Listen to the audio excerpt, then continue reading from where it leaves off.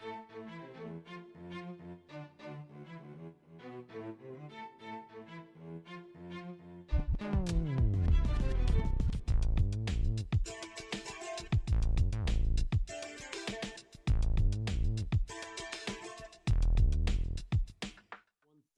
think we will get started. Welcome to the May 6th meeting of the Smart Cities and Service Improvements Committee report. We'll call the meeting to order and ask for a roll call.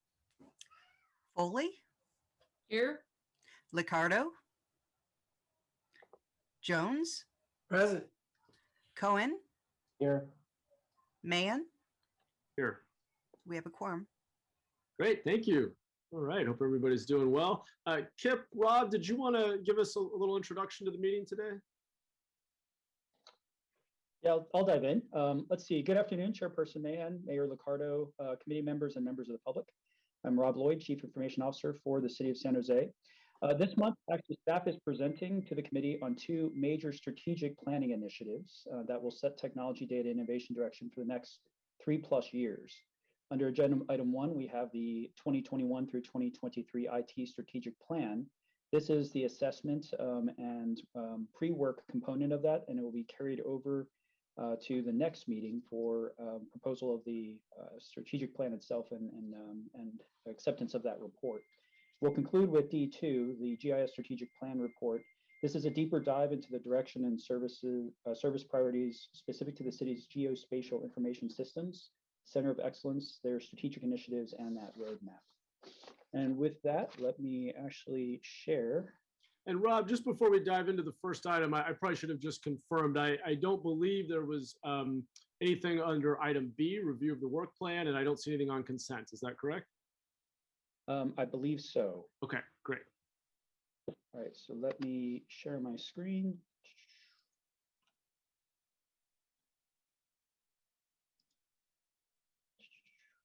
Share screen 2 and put it into presentation mode for everyone. And also, Rob, one other thing just before we dive in for the committees and the public's benefit, my understanding is we're reviewing the plan today, and then we'll have an opportunity to come back a second time. Is that correct? Correct, Chair. And that's to get the public's and the committee's feedback and to then incorporate that into the plan. Let me actually reshare here. And are we coming back in June? Is that the plan right now? It is, sir. Okay, so 1 month. Great. Yep.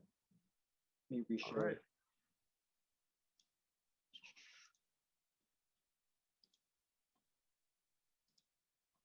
All right, and you guys can tell me if you can see it in 1 second here. Are you able to see the presentation? Yeah, if you're able to do it in the presentation mode, I think that would be better, or the full, is there a way to do the full screen option? I'm having problems showing the right screen. Let me stop and reshare. Apologies. You'd think they have mastered this by now. You mean to talk you through it, Rob? all I know, Rob, is if you're having problems, then there's no hope for the rest of us. So you were close there. Sure.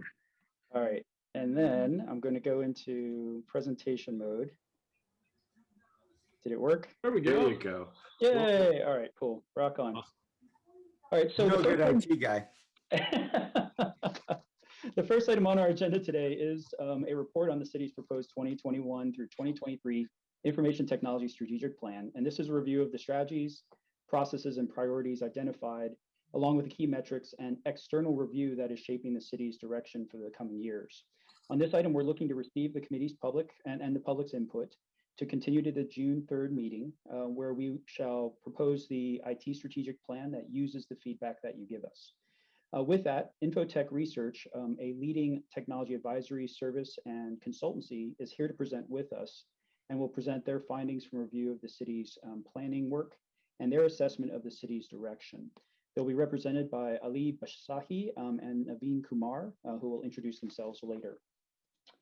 But diving into the plan itself, want to give a little background on how we approach the strategic plan. And what we're trying to do is connect the city roadmap, which is the direction that council and staff have set together, with an IT strategic plan that aligns the technology's investments to support those outcomes.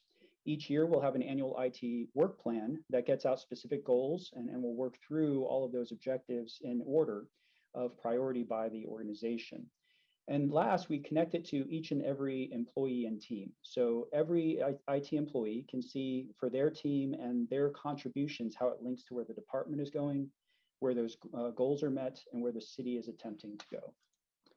We use a multiple feedback loop process to do this. And we start with where the technology assets are and any kind of highlight items where we say, hey, we need to address these shortcomings.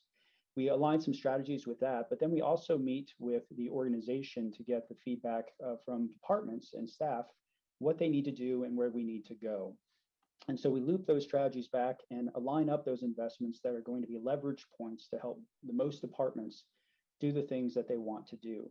And that strategy set is something that's high level, but it also guides all of the projects and investments that we ask for. And that's then connected with the resourcing piece on the far right, which is the budget process that the city undergoes, where it looks at all of its priorities and how much to assign to the technology and innovation work. This is an ongoing process. We don't set it once and stick with it for 3 years. The strategies are pervasive, but we open ourselves to actual reprioritization along the way because things always evolve. So to take a look at all the inputs that we use and the specific outputs that guide us, on the left side, you see everything that we collect to create a good strategic plan. You'll see one check mark that isn't marked there, and that's actually today's effort, where we're coming to committee and to the public to get input. And then once we come back in June, if the committee approves that plan, we'll go to council for their input and adoption of this strategic plan. But the 4 main outputs are we have that strategic plan and some core metrics that we're going to watch and drive to. There's always a look at the governance and optimization of resources for technology and innovation. From that, a resource plan that we propose and incorporate into the city's budget process each year, including the mid-year updates. And the objectives and key results that we run every week and every 2 weeks and every quarter and every year to make sure that we're lining up and prioritizing and getting the work done correctly. Just to give you a sense of the overall timeline, we started this work in November of last year. We took a bit of a long pause in the February-March timeframe to work with the city roadmap that was being set. And so once that was done in March, we accelerated the completion of the assessment work that you're about to see today. I will say also that we've met with over 110 stakeholders from across departments and committee offices. One of the things to recognize is the 2016 work that we did that created the 2017 through 2020 IT strategic plan was very successful for us. And there's a couple different ways we would interpret that success. Number one is on the outside, we had the San Jose Smart City Vision, which had the goal of being the most innovative city in North America by 2020. And we went from never placing in the Digital Cities Awards, which assess cities on how they use technology to be operationally excellent, to engage their customers, and to be innovative. And once we started that plan and took council's direction and drove at that, we went from never to 8th to 6th to 2nd to number 1 in 2020. Yay, and we beat LA. At LA and New York and Seattle and and San Diego. I still think we should have won last year. But the other 2 measures of success are that our departments did a lot of leading work. And the thing about an IT strategic plan is there's a lot of coordination and support we do, but we measure our success even more on how departments are able to meet their goals. And this is where we take a lot of pride in our departments shining for doing amazing work and making a difference for the public. The other thing that we take a lot of pride in is the foundations and goals that council set with that smart city vision, really focused on paying a lot of the tech debt down in the organization that accrued over the decade of deficits. And that was crucial because when the pandemic hit, those technology foundations of collaboration, of the ability to have people be flexible in their workplaces and still connect to city systems, to have that customer experience systems and assets, so that we could do the outreach, the language translation. All those technologies were things that started from council saying technology needs to not just be a back office function, but it needs to be a strategic enabler. And so council was very prescient, and those investments really paid off when it mattered most. To give you kind of an insight on all the work that was done, this was our game board that we started with. All the blue boxes used to be on the left. And in the new priorities row, those are things that came up along the way, where we said as a city, hey, this wasn't planned originally, but this is really important to us now and where we're going. Included in that was the 2017 floods, a couple of public safety power shutoffs, a pandemic. And so we do have to flex, and that's one of the things our strategic plan approach allows us to do. So what we're doing now is assessing to support the direction of the strategic plan. And one of the first things we look at is the gift that council and staff have given us in the clarity of the city roadmap. And this is something I've been doing IT strategic planning for over 20 years now. And I've never actually seen consistency in departments saying, here's what we need. They very often say, here's what I need as the housing department. Here's what I need as the police department. And sure enough, there are specific things that they had. But in our meetings with folks, they really started speaking to the city roadmap, saying this is where we need to be. And so we heard some consistent themes that I'll get to in a few slides. But for IT, we also recognize that each of the things with yellow circles has a major IT component or where IT is a driver. And so we have a lot of responsibility to make sure the city roadmap is delivered effectively. The other thing that the roadmap does, which is incredible, is it takes us forward in time and says, hey, here's what's coming next.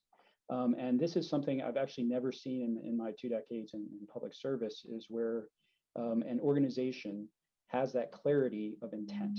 And so what that allows us to do is take a look with clarity and commitment and urgency what needs to happen. One of the other things we look at is the collection of audits. And over the years, IT has had a lot of love from our city auditors. And the love has come in the form of many recommendations and findings.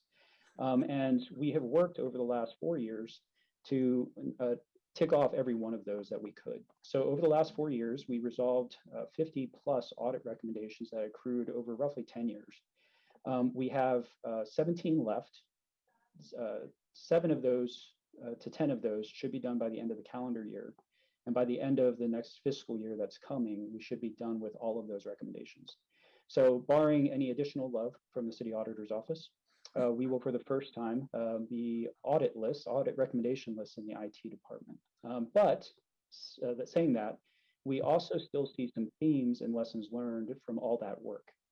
Number one is the city's invested to update its systems, but those systems tend to be very old and limiting still. So our budget system, the financial system is of high vintage. Our HR system, high vintage as well. Payroll system has 35 years worth of customizations. It makes the new labor agreements hard to implement. Asset management's very segmented and has to be manually updated. And so those are exhausting. But also limit the city's ability to do modern things and things with speed, including the data insights that council more and more says that they need from us. The slow and incomplete controls is another thing that you see in all of those audit recommendations, is just how much fast command do you have of all the things that the city's invested in. And we've seen a couple points where we need to continue to invest in those and make sure that asset and license management is optimized, and that we can get to patch and version control of all the city's systems and applications with speed and purpose. 2 of the things that we heard the most across the audits and from departments is actually the resourcing question. And this is no surprise to anyone. But the flavor that we heard was, number one is the paper and the manual processes are exhausting and take staff away from the things that they would rather be doing, which is being responsive and effective in their work. The other thing that we want to call out is the city is one deep in a lot of places. And so we're fortunate to have talented and amazing people, but you've seen multiple examples where if one person leaves, entire programs kind of stop in place. And you saw that with data, we saw it with privacy for a while. We saw some impacts on digital inclusion networks and digital equity. So the staffing question is one that we consistently have to answer and answer well. And the IT advisory service noted that as well. When we take a look at our metrics, we said that we're not going to look at all the numbers around. We're going to stay very focused on number one, trust numbers, and number two, investment numbers.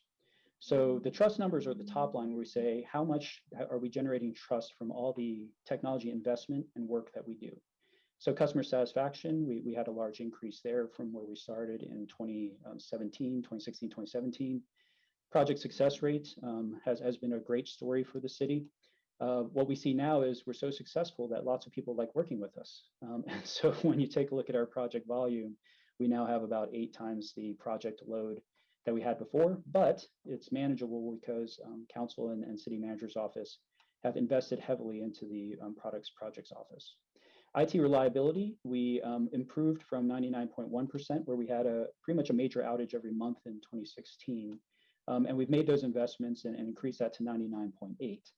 Our goal is 99.9 and above, but the thing that we've actually discovered is that single threading of staff is actually where our issues are. The technology and infrastructure are now where we need them to be. Where staff exist to take care of those things and make sure the routines and processes are being honored is where we see the fall through. Employee engagement, we tripled that up, but we are going to continue our outcomes-based culture and get that to a higher mark, hopefully the 50th percentile. This is still the only IT shop I've ever overseen that's an 8x5 IT shop. Most of the time people expect IT to be open 24/7. We pretend to be, and I think we're good in our acting. But on the resource level, there is a lot of overtime and shuffling around that has to go to kind of give that experience. The city's almost doubled its IT investment, and now that we look at that investment compared to the requests and demands that we're going to see in the IT strategic plan, one of the great stories we have is the expired hardware. This is where over 70% of the city's software and hardware were actually end of life, end of support. And with investments by council and with city manager's office, we got that down to under 50%. Down to the 40%, and then with the funds for the CRF, Corona Relief Fund, we replaced a ton of PCs that were over 8 years old. And so that's one of the hidden good stories is by making a flexible workforce, we gave them laptops and rapidly accelerated the replacement of our expired hardware. What's left here is actually some really old systems that support the city that would take procurements to replace, but that really can't be touched because they're very sensitive and even a power outage can cause some damage to them. So we do have a couple of those niche systems still left in the city, as well as some major software systems. The vacant IT positions, this was actually, I'm not sure if the mayor and others remember in my confirmation hearings, but they said, hey, Rob, if you come in, you really got to fix this because you've had a 4-year, 36+% vacancy rate in IT. And so we got that down on average to about 12, 13% for a long time. When the pandemic started, we allocated some staff over to the COVID response, and we have experienced more people retiring. So we've accidentally allowed more vacancy that we intended, and we're going to make a drive on getting this back down to our 13% mark, hopefully driving down to that 10, 12% level. It is something to note that we are competing with the Bay Area, and I guess by the numbers, we're actually performing better than most private sector companies in terms of our vacancy rates and hiring rates. I do want to share the voice of the customer, and one of the things we did in meeting with over 110 stakeholders was ask them, what do you need to get the city roadmap done? And where do you need to be in the next 3 years if you could write that story now? The recurring themes on the left are the ones that I've almost never heard in my career, but very consistent across all the departments. Number one among those was, hey, equity is going to reshape our department. We don't know what that means yet, but we know that technology and data are going to be key for us to be able to manage that well. Number two is almost every department said, hey, this new normal hybrid work, remote work mix is going to change my team, and I need technology to help me figure that out. They also said that coming out of COVID, it's the time to redesign some of their services and go digital where it's appropriate. And that's to do two other things that you see in the next bullets, which is to use data to drive their decisions and to be more transparent, And we heard them call out and said, Councilmember Mahan, the mayor, and others are really looking for us to be able to show this level of detail. But also they said, be ready for us to ask IT for more, because when we have increasing demands and no more resources to sometimes less resources, the only thing that helps us close that are tools. And so technology is going to be an important resource for us. So they said, ready or not, here it comes. And then the last thing we heard is, hey, this cybersecurity thing seems really important. Glad you're on it. And so we took that opportunity to remind people it's not just an IT thing. Security only works when it's a shared endeavor. And so I'll just focus, there were some specific initiatives that you see on the right side that department said this is going to really impact me in particular. But the gaps that we took from that are how equity shapes how departments need to reshape is going to be something we're going to have to work very tightly with them on. And number 2 and 3 are really about skilling up and creating capacity in the city so that they can use data in the ways that are going to make better decisions and resource allocations and better responsiveness to the public. We heard from Parks and Rec to Clean Energy and others, we need more IT help. So we're going to have to figure out with them how to provide that in a leveraged way so we can maximize the IT spend we have for the city. But then also investing to manage that new normal as a better normal.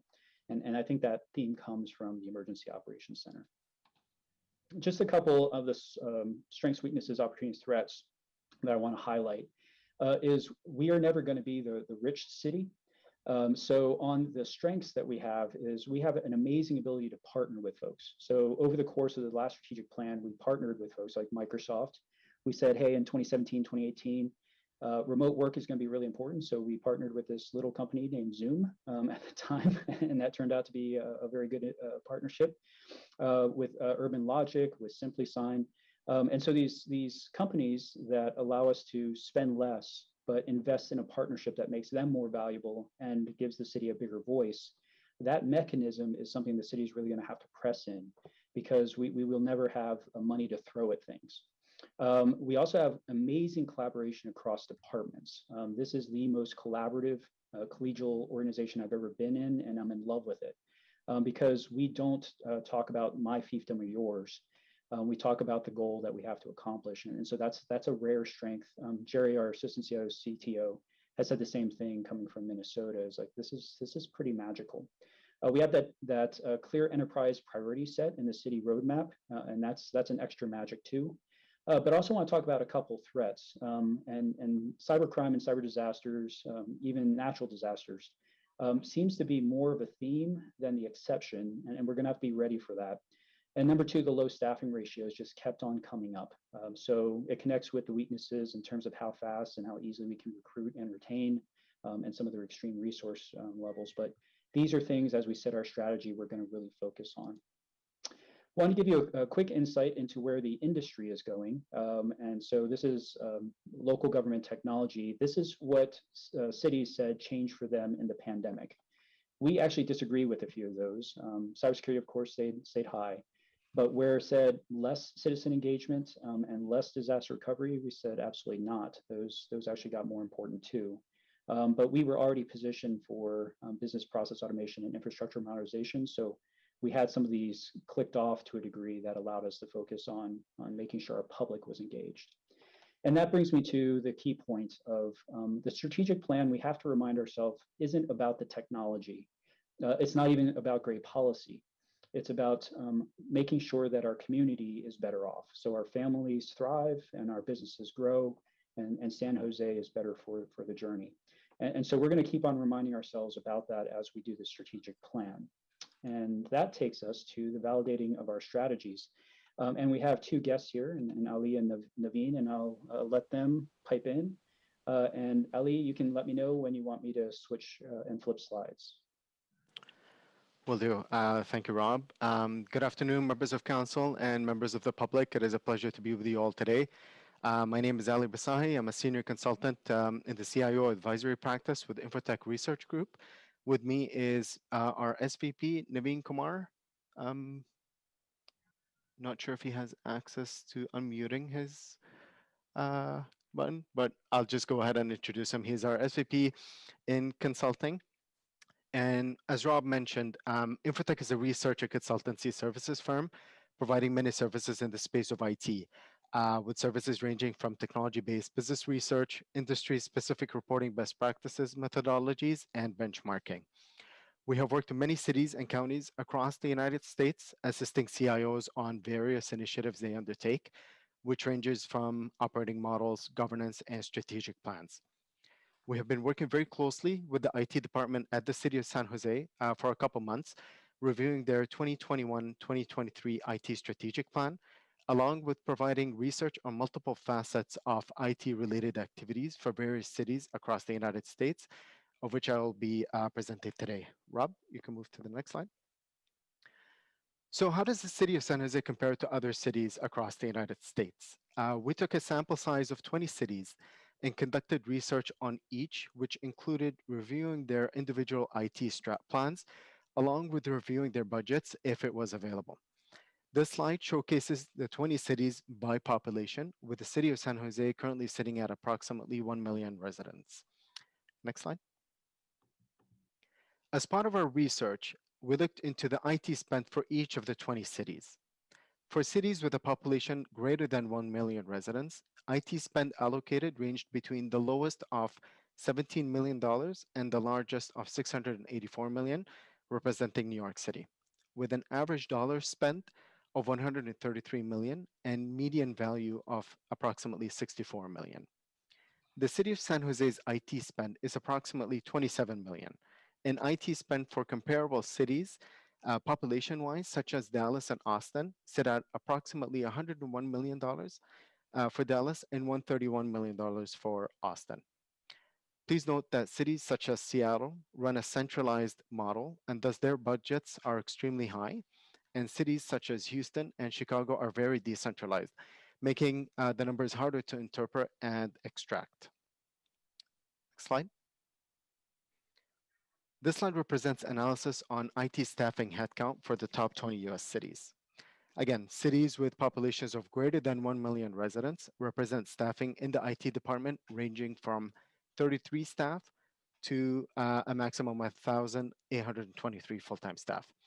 The City of San Jose sits at approximately 88 full-time employees, and cities comparable to San Jose average staffing sits at 175 full-time staff and a median value of 210 full-time staff.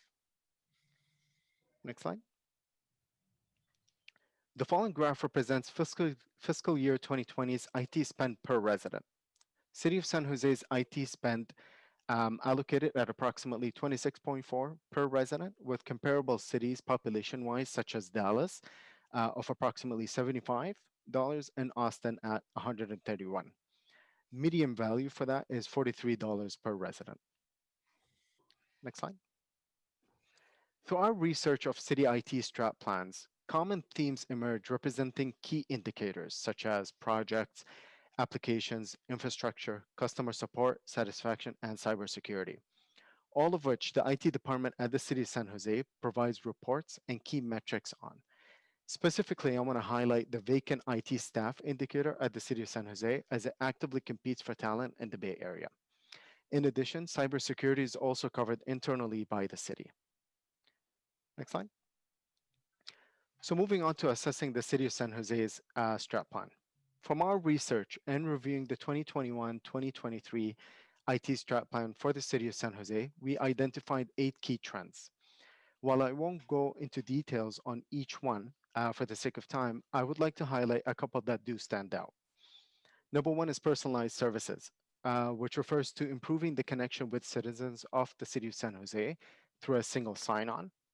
Secondly, processes and governance, establishing a governance framework, of which I will expand on the following slides. Thirdly, digital services, adopting a digital transformation strategy for the City of San Jose. And lastly, equity, engaging with nonprofits and other organizations outside of government to gain insight into their needs and requirements. Next slide. So the next set of slides represent 3 key priorities that do affirm the City of San Jose's IT strat plan.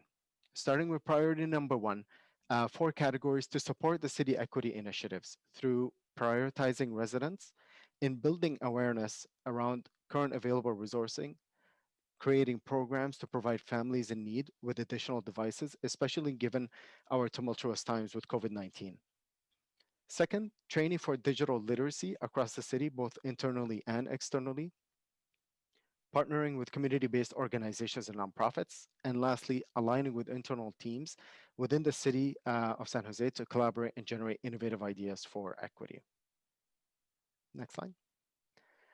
Organizations have been shifting increasingly towards a hybrid form model, providing flexibility of remote and on-site work. And with the current climate of COVID-19, it only accelerated the need towards creating a hybrid organization, especially in a post-pandemic environment. As employees garner more control of where, when, and how they work, they have developed a set of expectations from business to provide these options. So making it an important factor for business leaders in the coming months to factor in flexible work, which have a direct impact on culture and innovation. Some key metrics to know: 66% of business leaders are already identifying how their companies are considering redesigning their workspaces for a hybrid workplace. 73% of employees are looking for remote working options. And lastly, 67% of employees are looking for more in-person or work collaboration post-pandemic. Last but not least, priority number 3, doubling down on digital services. Through ensuring greater transparency, openness, and inclusiveness of government process and ops, encouraging engagement with the public, private, and civil society, creating a data-driven culture in the public sector, and lastly, factoring in a risk management approach to address digital security and privacy issues. Next slide. Through our independent assessment of San Jose's IT Strat plan, resourcing, and strategic processes, our key findings is as follows. No other local government entity has a record of higher achievement per dollar of technology investment. San Jose is a leader in strategic planning by aligning strategy development with the agile nature of modern IT, where other cities and counties still rely on a waterfall IT strategy methodology. Next slide. San Jose's 2021-2023 IT Strat plan accounts for both departmental needs and resident needs. This is a different approach from other cities, which tend to struggle for aligning the IT department's needs with other business departments. Digital services will be a key driver and play an important role in the future. Having said that, the city of San Jose's IT team has already aligned and positioned itself to support the city through this transformation. Next slide. In a post-pandemic environment, managing a remote organization will be a critical factor for cities and counties. Having said that, the ability to hire and retain staff should be a high focus, as the city of San Jose is in the area of extreme competition for talent in the San Francisco Bay Area for employees. The city must also address IT resource optimization and adding resources where needed to achieve its March 2021 city roadmap. The city's adopted IT governance approach will help in reducing the redundancies and inefficiencies in reassigning resources. This takes me to the final category of addressing IT governance. There are predominantly 3 models for governance: centralized, federated, and decentralized, each of which has its own advantages and disadvantages.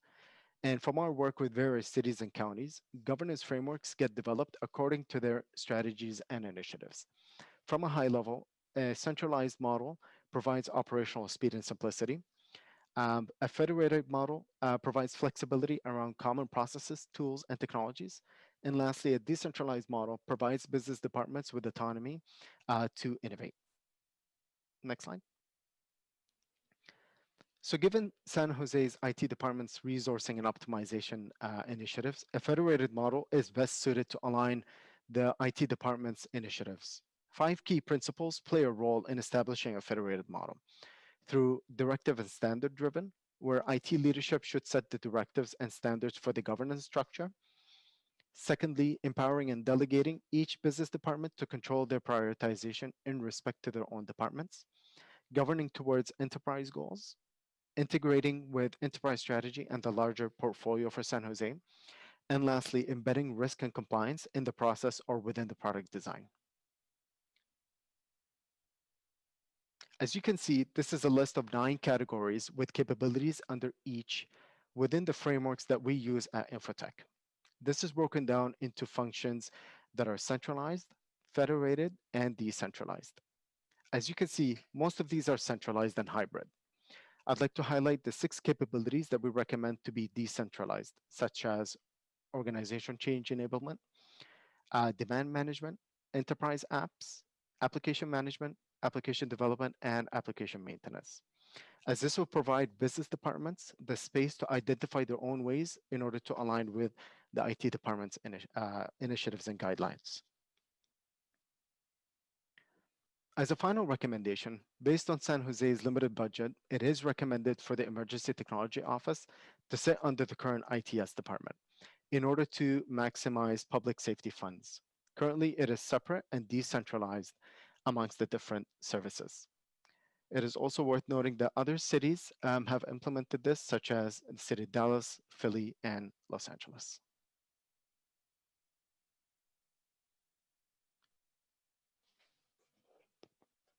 Ellie, and with that, Chair and committee, we're here to take the committee's and public's input and answer any questions that you have.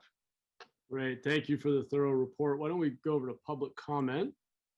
And I see a couple of hands up. Molly, I think we'll begin with you.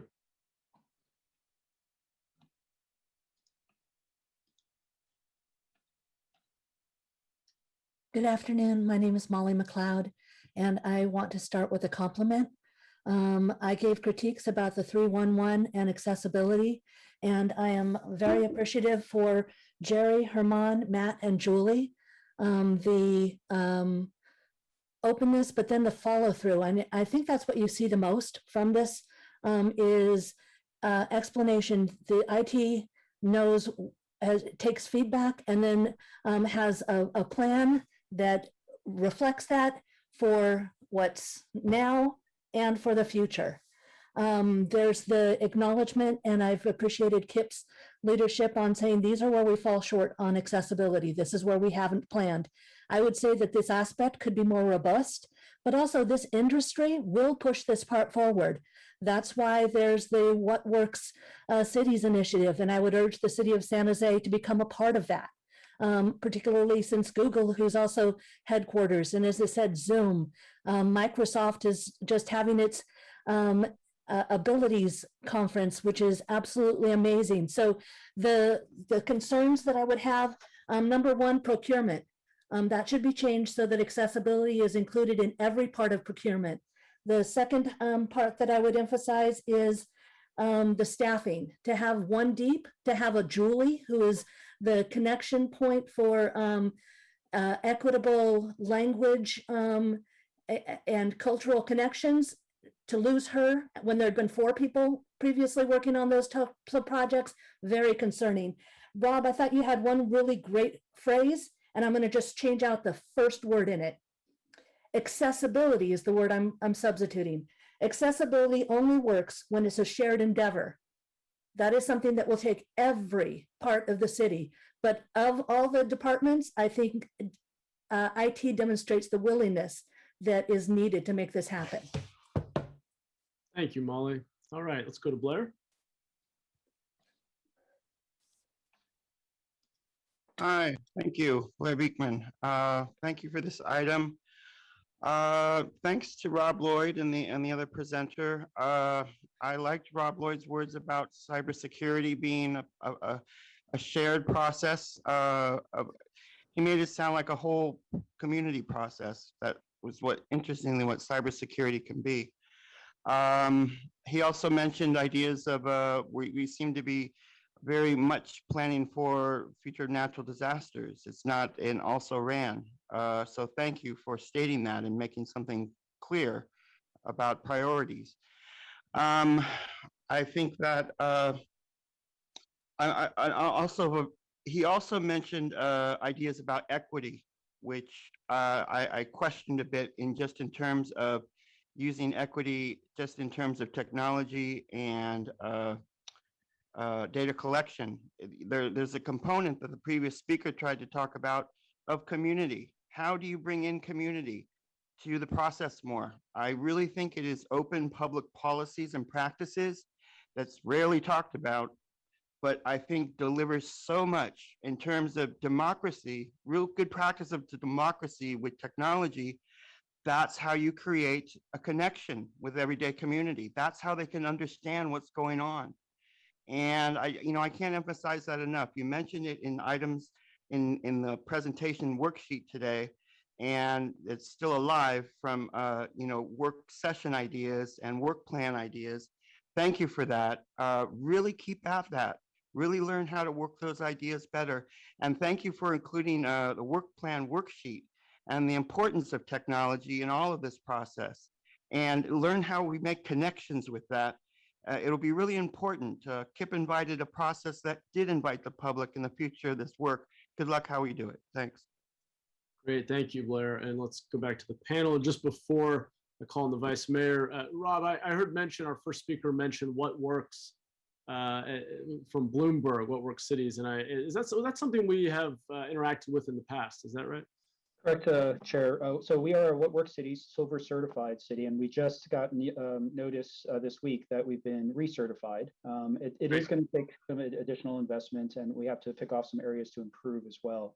Not sure if Kip or Jerry have anything to add on that, but yeah, we actually do work with them and really like their model. Excellent. Great. I've enjoyed reading some of their blog posts, so glad to hear that we've achieved that. Kip, you want to jump in?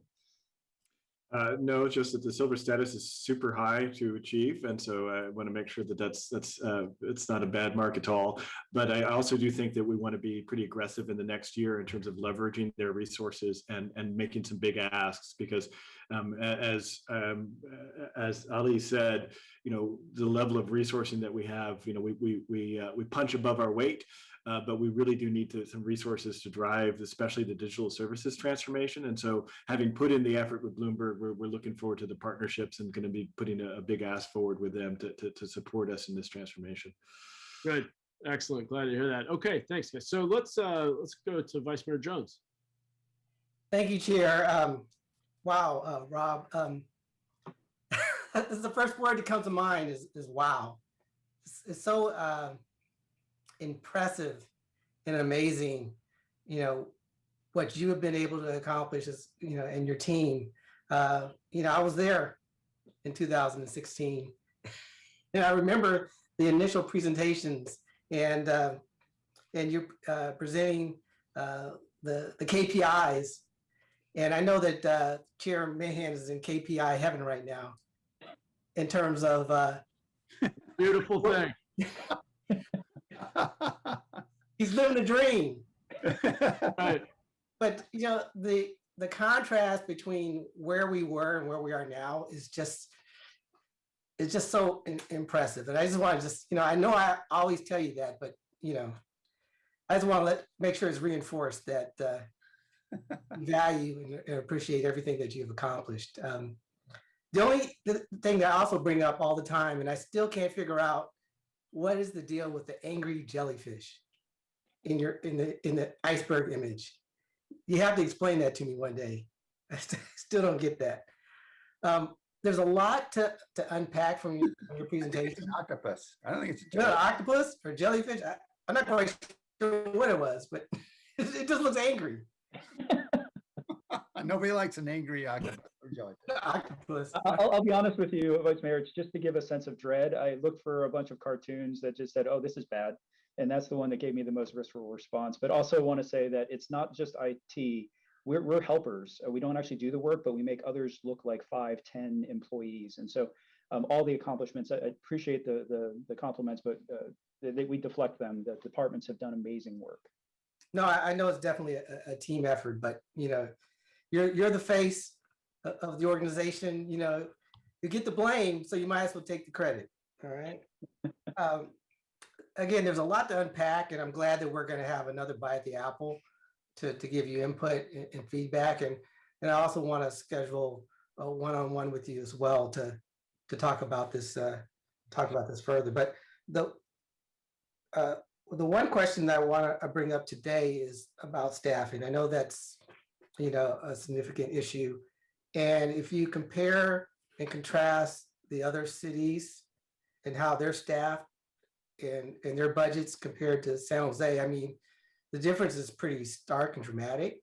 And so my question to you, Rob, is it strictly a question of us being severely understaffed and under-resourced, or are those other cities bloated and fat in terms of their resourcing? And I know that's a loaded question, but I'm going to ask it anyway. I will give you an honest answer that I do think it's both. And Jerry comes from a much richer county, and he said bigger isn't always better. I thought he put it extremely well. So when you have a lot, sometimes you don't look to be lean and effective. And I've come from wealthy organizations too. What being lean makes you do is really try to use it well, as long as you don't give into despair. But number two is we do have to allocate our resources well. And sometimes we just take on challenges and find creative ways to do it. But I've also got coaching in the organization too, is like when we really need to invest, Rob, say you need to invest. And so what we try to do is work in the city's budget process and with departments. And the rule that I have, Vice Mayor, is when IT is going to make an ask, we will never make it alone. So we're going to say that this is important because it's us and others. Or in the rare case, like cybersecurity, hey, we probably are the sponsors, but this is for others too. But we're going to make those asks and be more deliberate about that. And I have to take to heart what the department said is we're going to ask a lot more of you. So I need to then with them ask for whatever that's going to take to accomplish well. Great. And then just two more quick points. One is on the subject of cybersecurity. You know, obviously in this public forum, we can't go into any detail about, you know, what we're doing, but it just as far as it being a threat, it should be almost its own separate threat category because of all the threats that other agencies have encountered or experienced and potential threats that face our city, that it should be its own category. And then the final point is on the digital cities. Congratulations for being #1. If you notice, when we started moving up is when I was chair of the committee and I passed the baton on to Lund. So I just want to say, Chair Mahan, that you're inheriting this at #1. Don't blow it. I'll try not to screw it up. Don't screw it up. And that's all I have to say. Thank you. Thanks, Vice Mayor. All right, Mayor Liccardo. I just want to note the enormous improvement in performance since the time that it was headed by Vice Mayor Jones. Obviously, Matt's doing something right. No, actually, I seriously, Kip, you guys, you used the term pound for pound. I can't remember if it was Sugar Ray Leonard or Marvin Hagler, who was supposed to be the best fighter in the world, pound for pound. But you guys are by far the best, all things IT related, dollar for dollar on the planet, and it's really impressive. The question I had, sorry to get in the weeds here, but the software upgrades and stuff for budget and finance, I thought we put a bunch of money into that two or 3 years ago. And I remember there being a pretty significant implementation. Why didn't that get us caught up?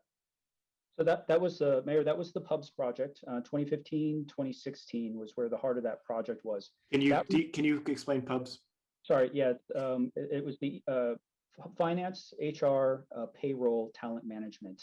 And those had been so neglected that multi-million-dollar investment just got those systems up to current at that time, barely at that. And so they were refreshed, but they've never been modernized. And it preserved 20, almost 30 years of history in those systems. And it was basically to put new coat of paint on it, a little more siding, and start running it again. But the thing I would say is the departments have been very clear with us that they need something new and modern. And that's the big investment that we'd look at. Yes, and there are significant investments that we need to make in our financial management system in parallel, and also in terms of all of these core systems to take them to the next level. So what we didn't do with the refresh, and Rob described it accurately, is we didn't take the next generational leap. So what will be required at some of the enterprise levels is similar to what we went through with the development services transformation recently, where we really like, okay, we're going to re-platform and we're going to retool the processes to fit with the new platform. And we're going to also do business process improvements at the same time. So we're not just smacking bad process on top of a new technology. And all of that with these enterprise level pieces, especially around finance and budget and people, are a multi-year effort, which require not only the investment in the money up front, but what we found key is having a dedicated inside staffer who's going to be a knowledge expert and lead that team along. So I think there's some really big lifts on the enterprise enterprise software side that we need to make, in my opinion, sooner rather than later. We've got some of those initial investments in the budget. Some of those were actually pushed out a little bit because of the pandemic response, but that's the next kind of big lift on the tech debt in my side, though Rob probably has a more nuanced view of it. So Rob? Just two things to add, Mayor, and we've appreciated your support on that, because the tech sinking fund in the capital plan, the deferred infrastructure backlog plan, we call out the financial system, the HR system, payroll system for how old they are. And the city was able to save, quote unquote, save $20 million by just updating what it had at the time. But Kip nailed it, that it didn't make us better. It just made those systems last longer. But transformation of internal services would be what we'd encapsulate it as. And that would be a worthy investment heading forward, but it's going to take $30-ish million to get new in all of those areas. Ouch. When you say 30-ish, does that refer to all the items that were listed on that slide, or is that just finance and budget? It's the financials, it's the HR system, it's payroll and budget, and some backstaffing. One of the big things we learned, as Kip alluded to, is you have to have a maintain team and a change team. The city commits this sin of saying we want one team to do both, and then they crumble because they can't actually do two jobs for 2 years, and with any other surprises that come along. So you have to reinvest in the backstaffing. And we also have some preparation we have to do for the departments, that they have experts in all those areas ready when the project kicks off, that they have the depth of knowledge to reinvent processes. Because if you don't have that depth, then you don't really know how to reinvent yourself.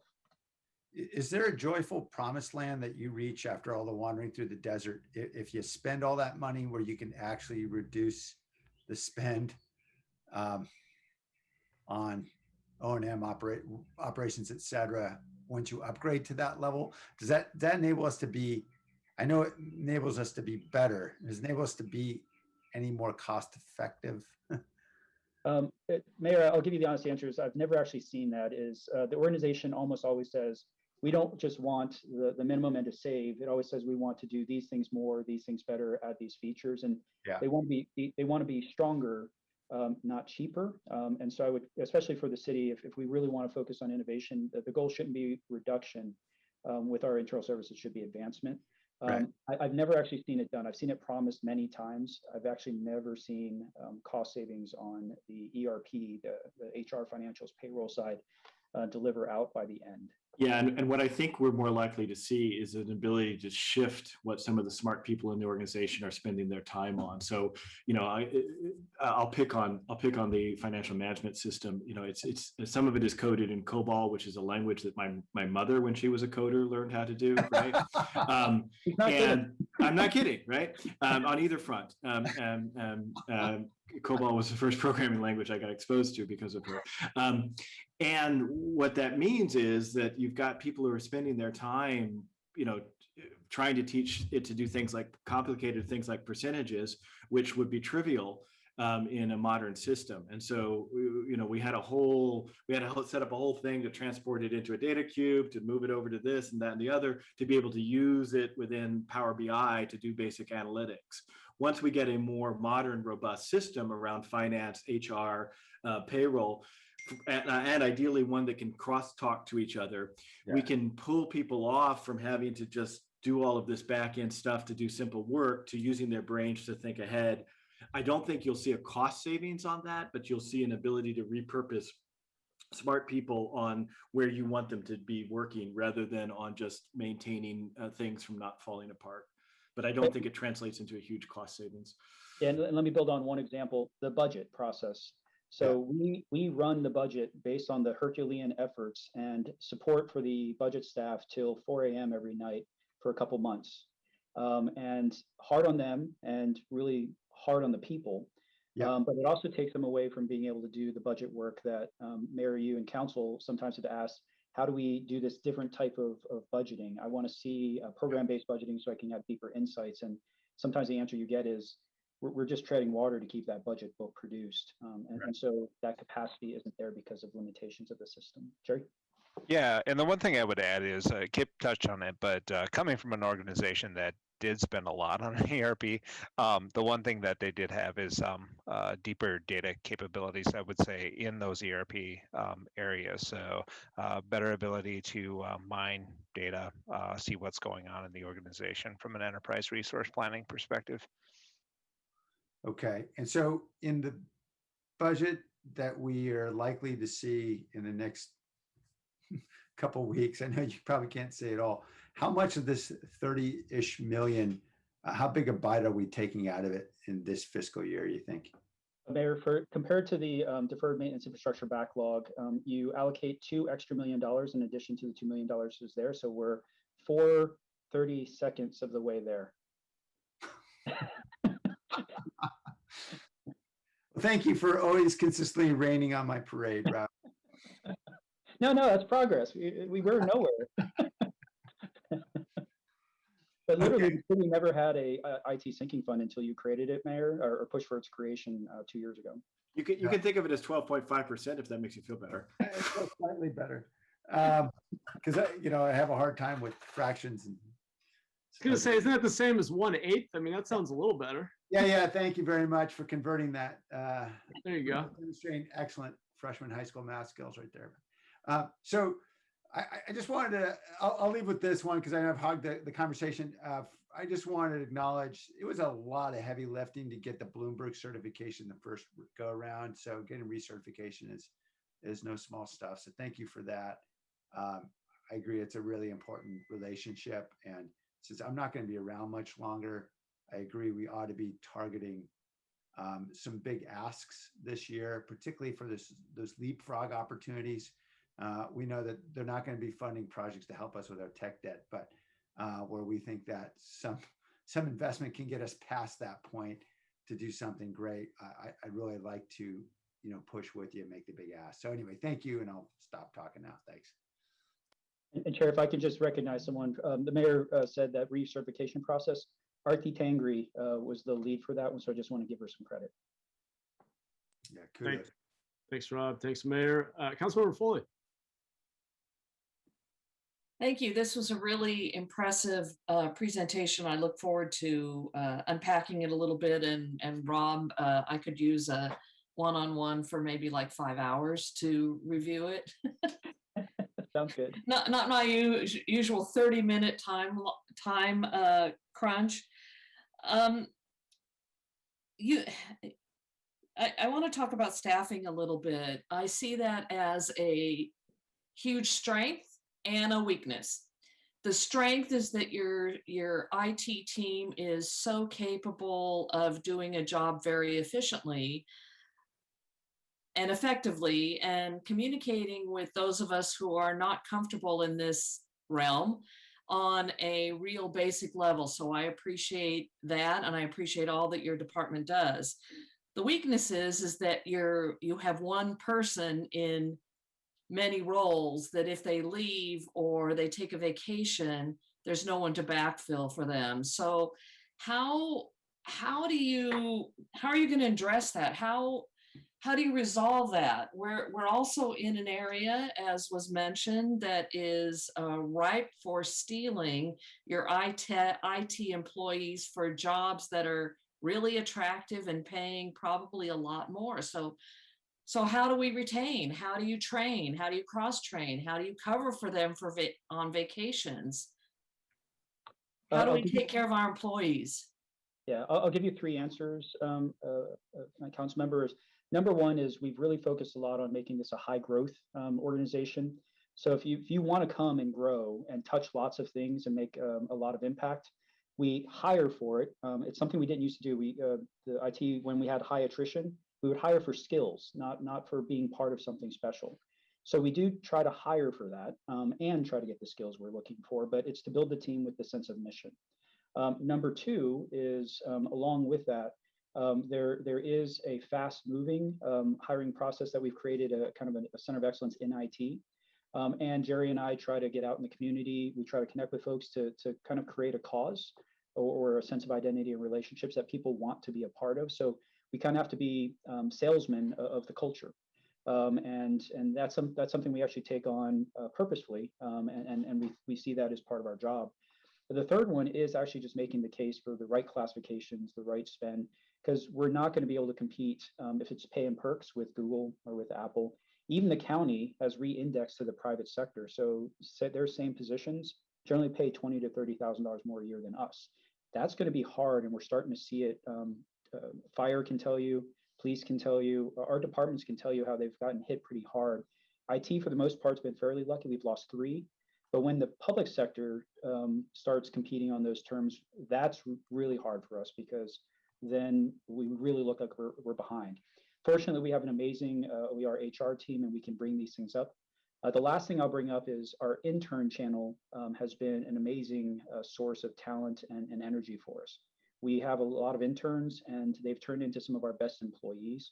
So for lack of a better word, we've started growing our own as part of that strategy. But I don't have a real good answer for you. We just have to have a place that's good to work and where we win on flexibility and mission. Those Jerry? are great ways. Jerry, did you want to say something? Yeah, just a yes and to that. To your keep skill up, right? So and even more now with the speed of technology is ramping up right now as we come into recovery and digital. You saw digital, drive to digital all over that presentation we just gave, which means even more coming at our staff and needing to keep our skills fresh. I mean, that is the bread and butter of a tech worker, and we are investing in that, and so that is one of the most important things we can do is keep investing in skilling up our staff as well. I think that's really important. Building your bench from your interns is important too, but I'm finding that a lot of younger workers don't value loyalty. They look for the next great thing. I say that in the most pleasant ways possible. They're looking, they're young, they want experiences, so they move on to other jobs. So holding on to them while you're building a culture is hard.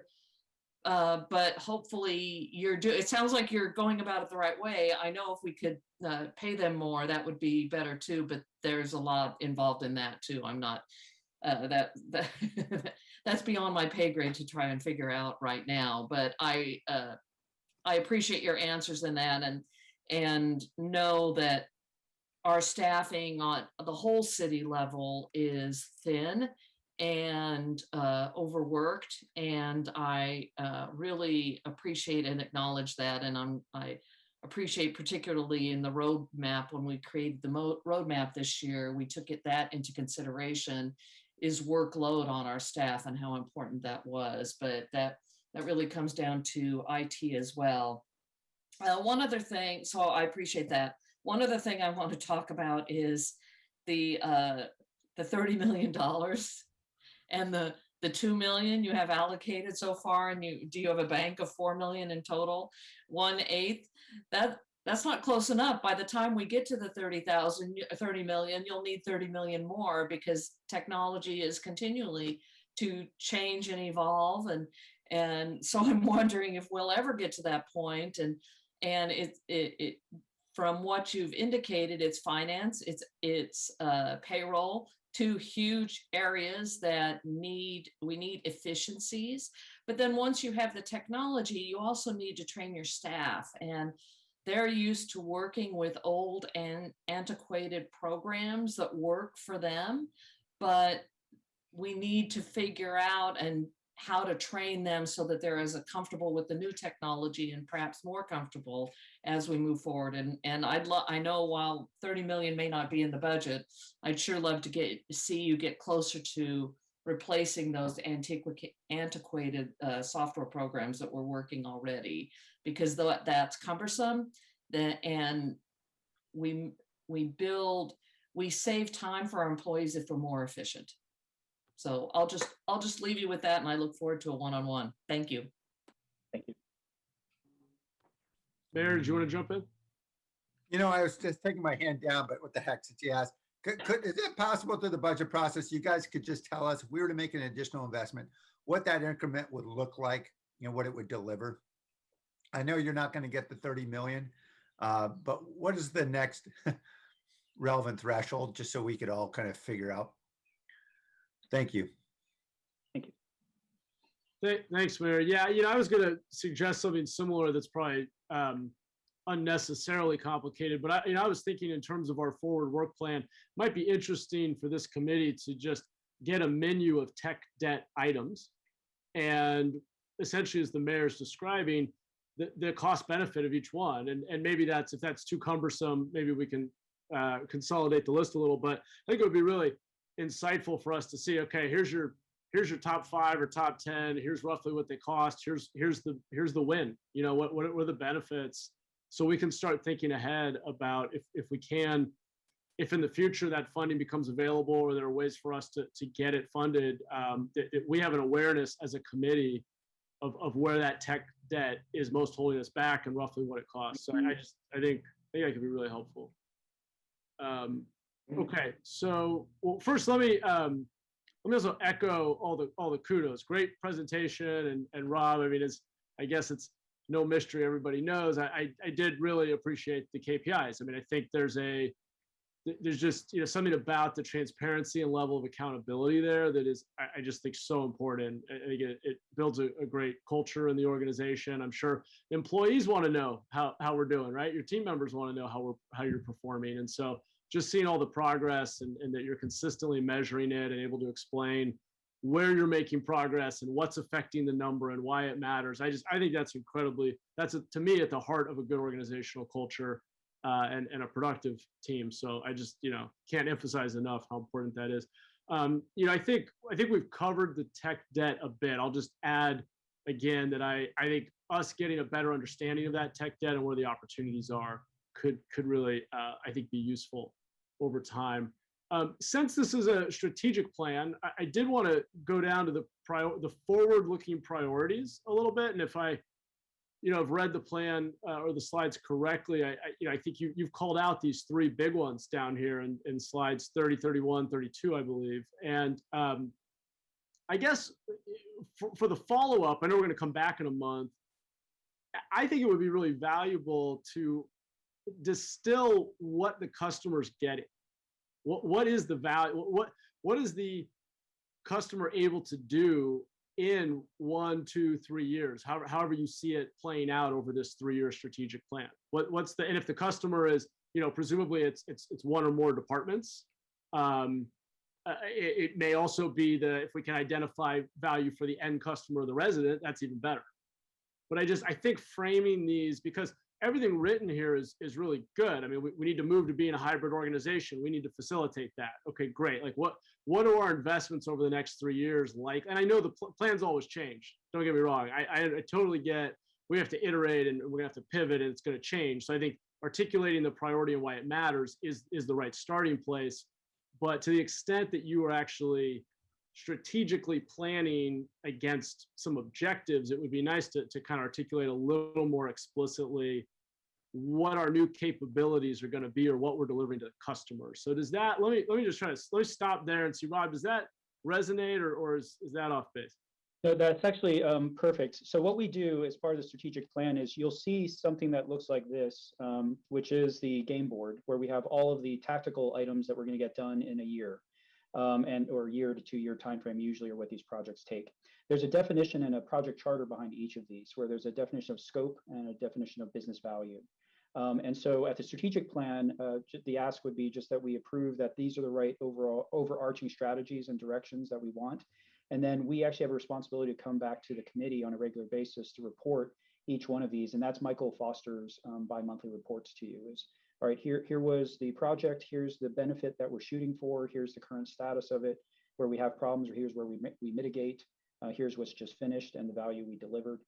So that's the structure that we've built. But does that answer your question? If I could, I think I heard it at a slightly higher level, and Yeah. let me try it, because if you'll recall, those of you who've been with us at the beginning of the journey, when we started on the smart cities journey, we actually looked at 3 levels. We looked at people, process, and technology. We Yeah. talked about our current state, and then we set a desired end state where we described it. That actually took us to 2020, and we're not 100% at that end state. But I think what I hear you asking, council member, is how do we know when we've arrived in the promised land? What does it look like? What does the milk and honey taste like? And I think part of why we wanted to have this session rather than a finalize is to get feedback like this. And I would suggest that one of the things that, are you showing us this slide? Oh, sorry, I just went back to the ones that council member or the chair. I think it's the next slide, 30 there. If you, If I you're mean, gonna- my understanding, Kip, you're going exactly where I was going. My understanding is that you're proposing priorities 1, 2, 3, and these are kind of like the big strategic direction for the 3-year plan. Is that fair? Yeah, but I think what you're asking is, okay, where does that get us, and how do we know when we got there? And I think Correct. I think let's just take that as an action item, because that's exactly the synthesis of the strategy that also is very useful to communicating back to people, right? Right. We want a self-serve digital culture where you can do 90% of city services online in your pajamas. Whatever that is, that end state we're trying to get to be really clear with that, and to come back and see if that's the right end state. And again, we might use the people, process, and technology, or some other higher bubbling up. But we'll take that as an action item in terms of trying to clarify that as we go forward. Thanks. Yeah, great. I think that's exactly it. I think it would be really powerful to be able to frame it that way for people. So you said you have this strategic plan that sort of gave you that horizon out to 2020. And now, if I understand correctly, we're looking at the next kind of strategic planning horizon of the next 3 years. And, some of these things sound great, but, partner with community-based organizations and nonprofits, or align with internal teams to be an effective equity player. Great. Like, what is the customer getting, and who's the customer? So if the customer is departments, what is it we want to be able to do for them? Because I think at that project level, I have no doubt that at the spec level of like, this is the project we're doing inside the team, at that level that you guys know what your goals are. But I think if we as a committee don't understand what we're getting, what the customer's getting, it's very hard to say which of these, if these are the right 3 priorities, and what's the opportunity cost? What are we not prioritizing? So I feel like from a high level strategic planning standpoint, we could go, I think we could stand to go a little deeper into what we're prioritizing, what the customer gets, how we know that there's benefit, and what we're not doing. What's the opportunity cost, so that we can actually help inform that strategic direction. Okay, so I think sounds like we're. Chair, you went on mute there, but I'll set up a one-on-one with you as well, Chair, and we'll show how that plan looks. Just for clarity, though, what the consultant has done here is shown you how they're reading our priorities. These actually aren't the strategic plan. It's their interpretation of our work, but we wanted your input before we unveiled the strategic plan. Okay, so we're not reacting to the strategic plan today. We're kind of getting input, a sense of it. Okay. Yep. Well, it's hard to give input if we're not seeing it, but I think I get what you're saying. Okay. So let's talk about governance, because it sounds like in the strategic plan, you're making some proposals about governance, but it's not clear to me how much of a change you're proposing. So how should we give feedback on the governance section here? Are you suggesting we move toward federated from something else? That wasn't clear to me. Yeah, Chair, the 2 things that we're going to come back with you on is, number 1, saying that the city needs to come up with a different governance model, especially around some of the infrastructure, security, and other functions of the city, to make sure that they're optimized. The other big thing we're saying is we're not pushing for centralization across the city. And that was feedback that we gave to the consultant, because we said the department's actually doing really well. We're working together, we're doing innovative work. Let's not crush that for control. And there is some worthy investment. Finding the balance is that second point, is where is that balance in working across departments to say, what is that governance model that we're going to propose as a city? But we are recommending much heavier consolidation of some core functions that do need to be optimized most, but that'll be the proposal we bring to you. And I think Kippy, I saw you Yeah, I'm just gonna maybe say it a little more bluntly, is that, you know, with about a decade of dramatic underinvestment in centralized IT, the departments that had resources built up their own independent IT functions because that was the smart thing to do. And I would have done exactly the same thing if I were in their position. And in some cases, those structures make sense. In some cases, those structures really should be pulled into a more centralized function.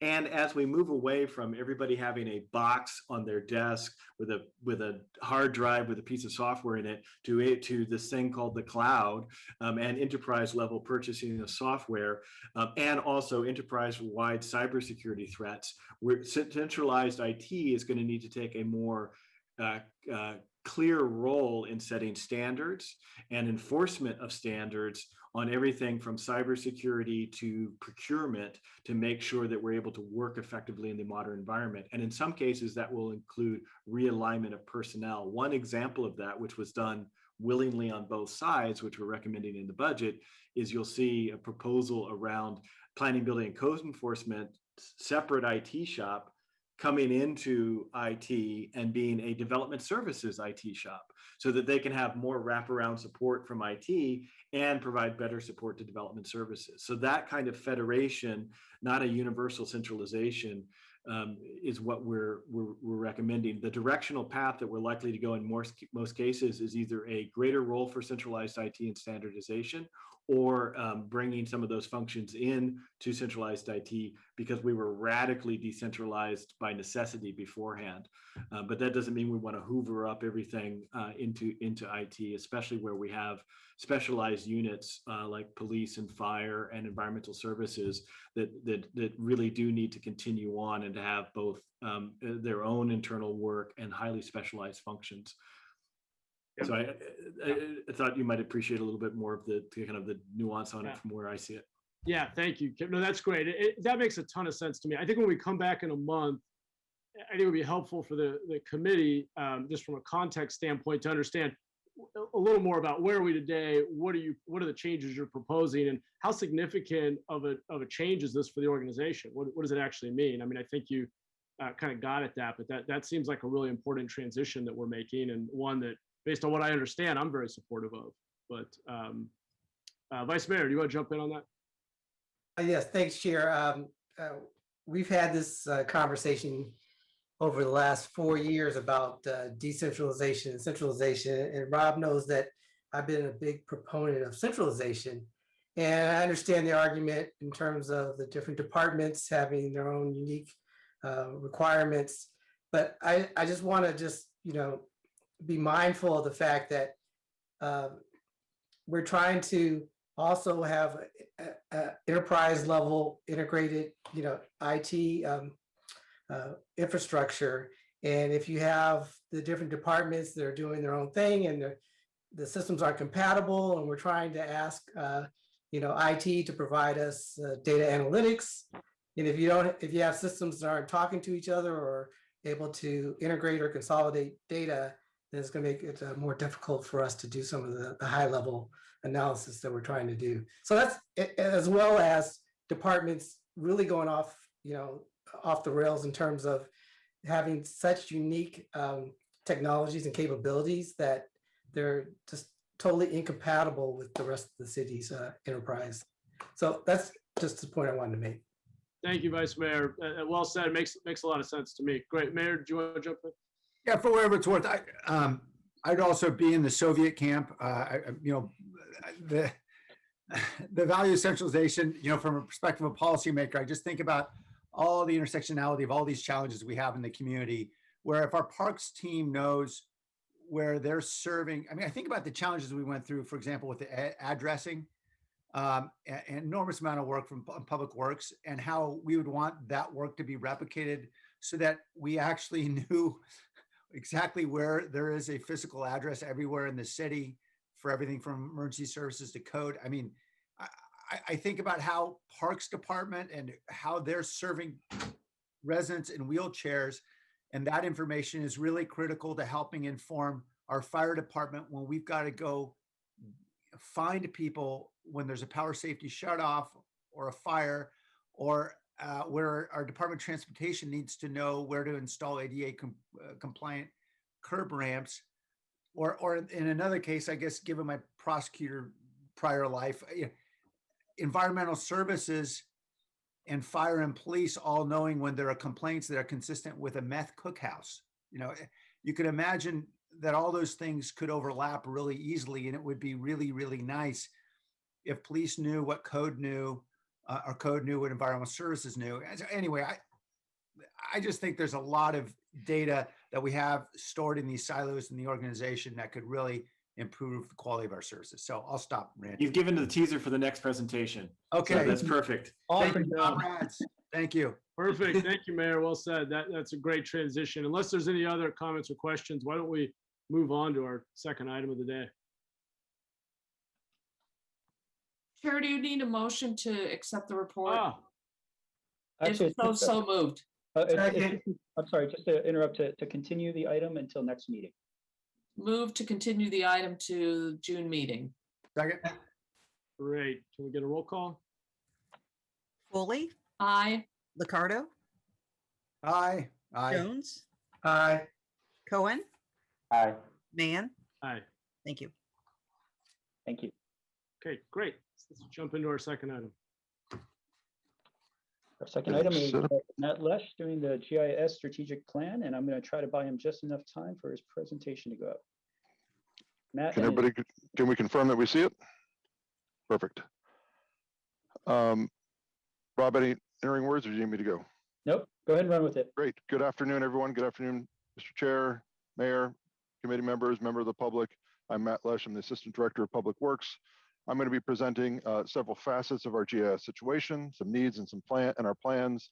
We are hoping for the committee sees fit to accept the report on the direction and the service priorities for the city's Geospatial Information System, or GIS, Center of Excellence, and we'll present those initiatives now. Basic agenda, we're going to look at, we'll be a little bit meaty at the beginning. We'll give a short history of GIS in San Jose. We'll provide some assessments and recommendations, and then we'll show some recent successes and achievements.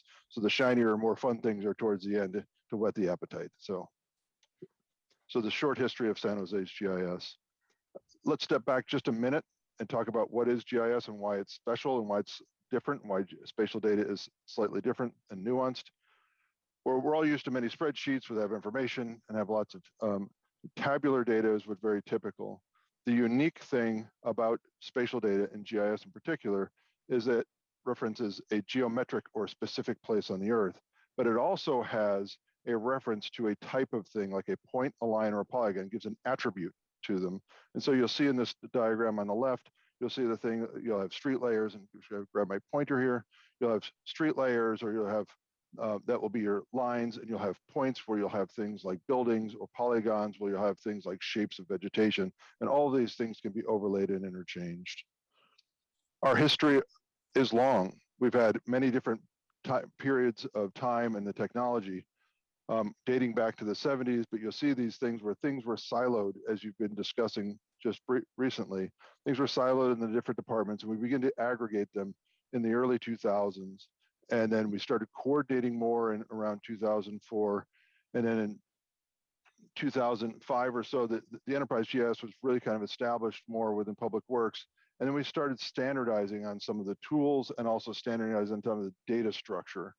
So we have kind of alignment. And we'll talk a little bit more where we kind of modernized ourselves starting in 2014. Going back to the Wayback Machine, literally this started back in the 1970s when we grabbed the data from, yes, PG&E, and started from that base map and started building. And we built a general plan and zoning layers and utility maps. This is Roberto Molina, famed Public Works employee, and actually quizzed Dave, and he remembered Roberto. He remembered where this was placed in an old city hall, and literally it was this very arcane setup, and it was gigantic. It was a giant machine in the back and everything else. But it really was just basic CAD until the tech changed in the mid-90s. And so in the mid-90s, then we had these Public Works had a model, and PPC had a model, and ESD had a model. ESD chose the right one, and we later on adopted it. And we had these things, and verging into the early 2000s, we created our first city base map that just had parcels and center lines, similar to what you see down here in the bottom left. And those parcels and center lines then evolved into our sanitary system, our muni system, and kind of this overall cascading system of maps, which literally it took people 6 months to produce these 4 maps every year, to update them, six months to and then another 6. So then we finally got into online maps and had tools that were then visual that could be more dynamic and useful. Jumping into the 2010s, you end up, what you see here is something a result of a major miss that happened in the 2017 flood, where KIP was barking at us, needing data, needing information, and it was basically flying blind, not because the EOC doesn't have any windows, but because we weren't able to provide them any real data. And so now we have, and this is a sample view of a situational viewer that we multi-tool into many things. We use this during all the PSVSs, we use it during the fires, we use it so we can really see and draw polygons and see which city facilities are impacted where. Our technology stack is robust. It goes up from, and our team has to manage all of the windows and the database structures and this ETL, which is extract, transform, and load tools, which helps us to pull data out, manipulate it, and get into it, that unified format. And I'll talk to you about that a little bit later on. We talk about Esri's local government information model that we've pivoted towards. And then we have our static of Esri tools of ArcGIS, both platform, the desktop, server, and cloud. But then we also have to monitor that and make sure how the utilization of the tools are working for everybody as they want. Jumping into how you were talking before in the prior presentation, the comments about having kind of this hodgepodge of data. In about 2013, when we adopted the Esri platform and that local government information model, we started off with kind of just the public works data sets. And then you end up with something small and you have these pockets of tools. Now this is 2016's things where we had only 263 data sets that were all unified in a unified data format that could be interplayed with each other. Fast forward to 2020, we're up to 544 data sets. Then up to now, we're at 794 data sets, trying to get to that 800, but we're not quite there yet. So we have, but all these data sets can then be interplayed and pulled into different applications and used. They're all formatted and utilize the same data style as before. Let's kick on to the assessment. So how did we look at ourselves and what things do we need to look at? While data is a core component to GIS, the enterprise GIS is much more than data. We have our infrastructure we need to monitor. We have the softwares and applications we need to consider. We have the procedures and workflows so things are consistent both across in our enterprise group, but then across the city. We need to help train and build the workforce that does this. And then we need to build a governance model so we can have open, transparent understanding of what we're doing and how we're investing on those things. But again, it is a more complex thing than just managing the data or just presenting something in a map. We have applications and analytics and dashboards we manage as well. We do this with some strategies. Here's what you see. We've gathered, these are our core strategies, like our mission that we look at the enterprise GIS level. This is how we envision the implementation of those core components. The enterprise GIS mission has broadened over time from that earlier vision of just data. We're looking at standards and policies. We're looking at central administration of the software so it's consistent and utilized fairly. Emergency applications so that they're ready and understandable on how to use. Make sure our data is authoritative and consistent and maintained. We have modern and stable platforms. We partner with ITD and utilizing their backbone and all of their network and their infrastructure. So we have the most modern system we can present. We work on our data integration with other platforms, with other enterprise systems, so we're able to integrate and be ready, understand how they're structured so we can pivot our data as needed. And then we coordinate and support the different departments and provide this idea of sustained innovation. So these are kind of our core principles on the GIS enterprise team. Talking about your organization in San Jose, it's not a large staff. It's about 25 people throughout the whole city, but primarily focused in really 3 or 4 key departments. Public Works houses some data management staff in the enterprise team. DOT and airport and ESD have a relatively large staffs in comparison, but then many of these other ones have of 1 or 2 people per. But if you look at how the structure, how the data is used, and it's, at first, it took me a while to orient myself around this, but really we have this structure where the enterprise is at this core where we have to maintain and structure and have the data and the tech support for everything that is then used by our GIS talent and technology team throughout the departments to manage their own data, build their own web applications and integrate with their systems. And then we have the ability to analyze and use at the different business units to produce and use and interpret the information that's provided. And then we have our various consumers all throughout the city. The contributors, they'll see here, the darker ones, the darker labeled text, those are our GIS staff members in the city. This is the GIS talent. But you see these other names. These are the ones that aren't GIS professionals. These are our business unit support and people that are engaging and using and heavily driving the implementation of. And so we partner with them, not just at a very deep level. It's not just we're doing the tech and they're just talking to us. They're helping drive how this is being innovated. So you have a team of about 50 core people that this is just who we were integrating and using this last in 2020. So it's a 50-person team, but really only half of them are technology specialists. So how do we go about assessing our program? We did it in 3 tiers. We first started by, similar to Rob's, we did a user survey and got the feedback from the users. Then we took that with the GIS specialists in the departments and sought their insights with direct department interviews and conversations. Then we want to apply kind of a heuristic, an outside third-party review of looking at the Erisa GIS capability maturity model. Again, a lot of words, but we'll talk a little bit more about that in a minute. But again, it says at the bottom what Erisa stands for. But again, we try to look at this from multi-factors.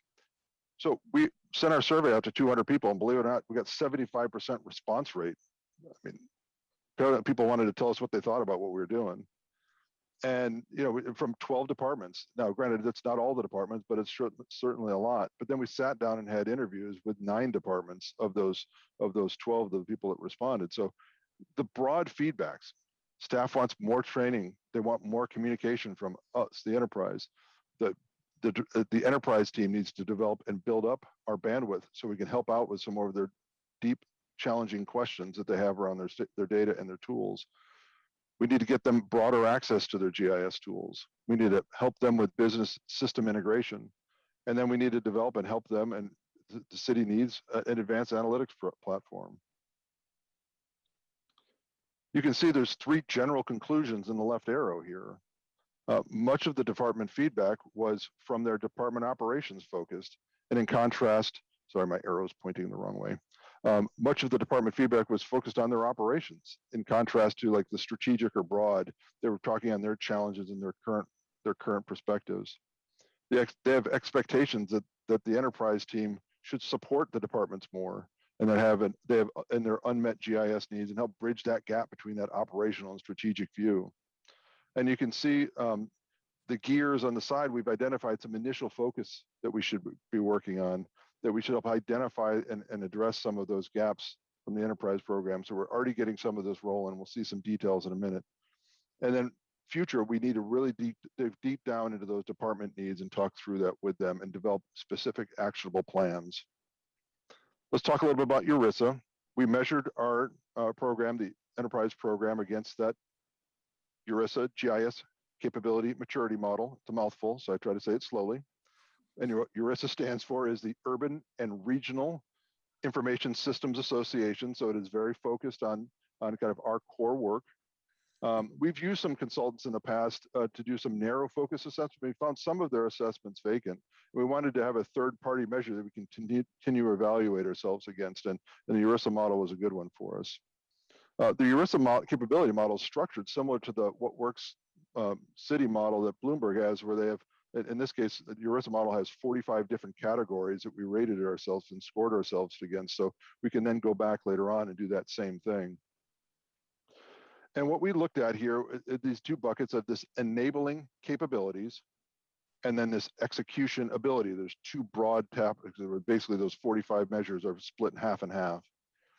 And on the enabling capability, that measures the organization's implementation of technology, data, resources, and infrastructure to support the enterprise GIS operations. We scored about 75%, or you can see we're about 75% across the board on average on those scores. The enabling, the execution ability, that indicates the organization's ability to enable the technology, specifically its level of standardization and optimization of those services. So it's enabling and the ability to use those tools. And so that's where we need, you're seeing that's where we have that growth area. So really clearly, we've seen the investment in the data and the tools that we've had over the last 5 years. That's strong. We have opportunities to continue growth. that service delivery and the standards. So what are some key specific recommendations that came out of this review from the surveys, the interviews, and then the comparison against the Erisa model? In against those 6 categories, broadly on the data side, we spent a lot of time on the data. We've gotten to 794 data sets that are unified. There's still some growth there that needs to go, but we spent all the time. We should pivot a little bit of that resource and that talent towards those integrations and applications and analytics. On the infrastructure side, we need to work with Rob's team some more and make sure we have increased redundancy and reliability of that team, and also included in supporting into the EOC and making sure we have an infrastructure there that's available and ready when called upon. Our software applications are available. They're broadly available and understand and standardized so people can go between departments and responsibilities and understand them. On the workflow and the workload, we need to help and coordinate more and streamline the project intake and make sure the delivery so that as we deliver them, they're clear. On the workforce, we need to take some of the talent that we have in the enterprise team and help learn and teach and share from and to with the different departments so we can broadly build that capacity citywide. And on the governance, we need to implement an enterprise GIS governance structure that has not been in place to date. And so we will do that as part of our model. Now you'll see each one of the 6 categories on the side were broken down to the 6 core elements. And we talked about the current state, in progress, things that came out of the assessment and current action items. Now the appendix at the back end of there's 3 or 4 of each one of these. And we try to simplify the presentation of it because we really have a lot we were looking at in each one of these. And so I'll focus on just a few. In the current state in the infrastructure, the current state, our infrastructure is sound and it's solid. We've really worked with Rob and his team. We're in that hyper-converged infrastructure environment, and we have a really robust, strong environment right now. It still needs a bit more work, but it's really one of our strengths right now.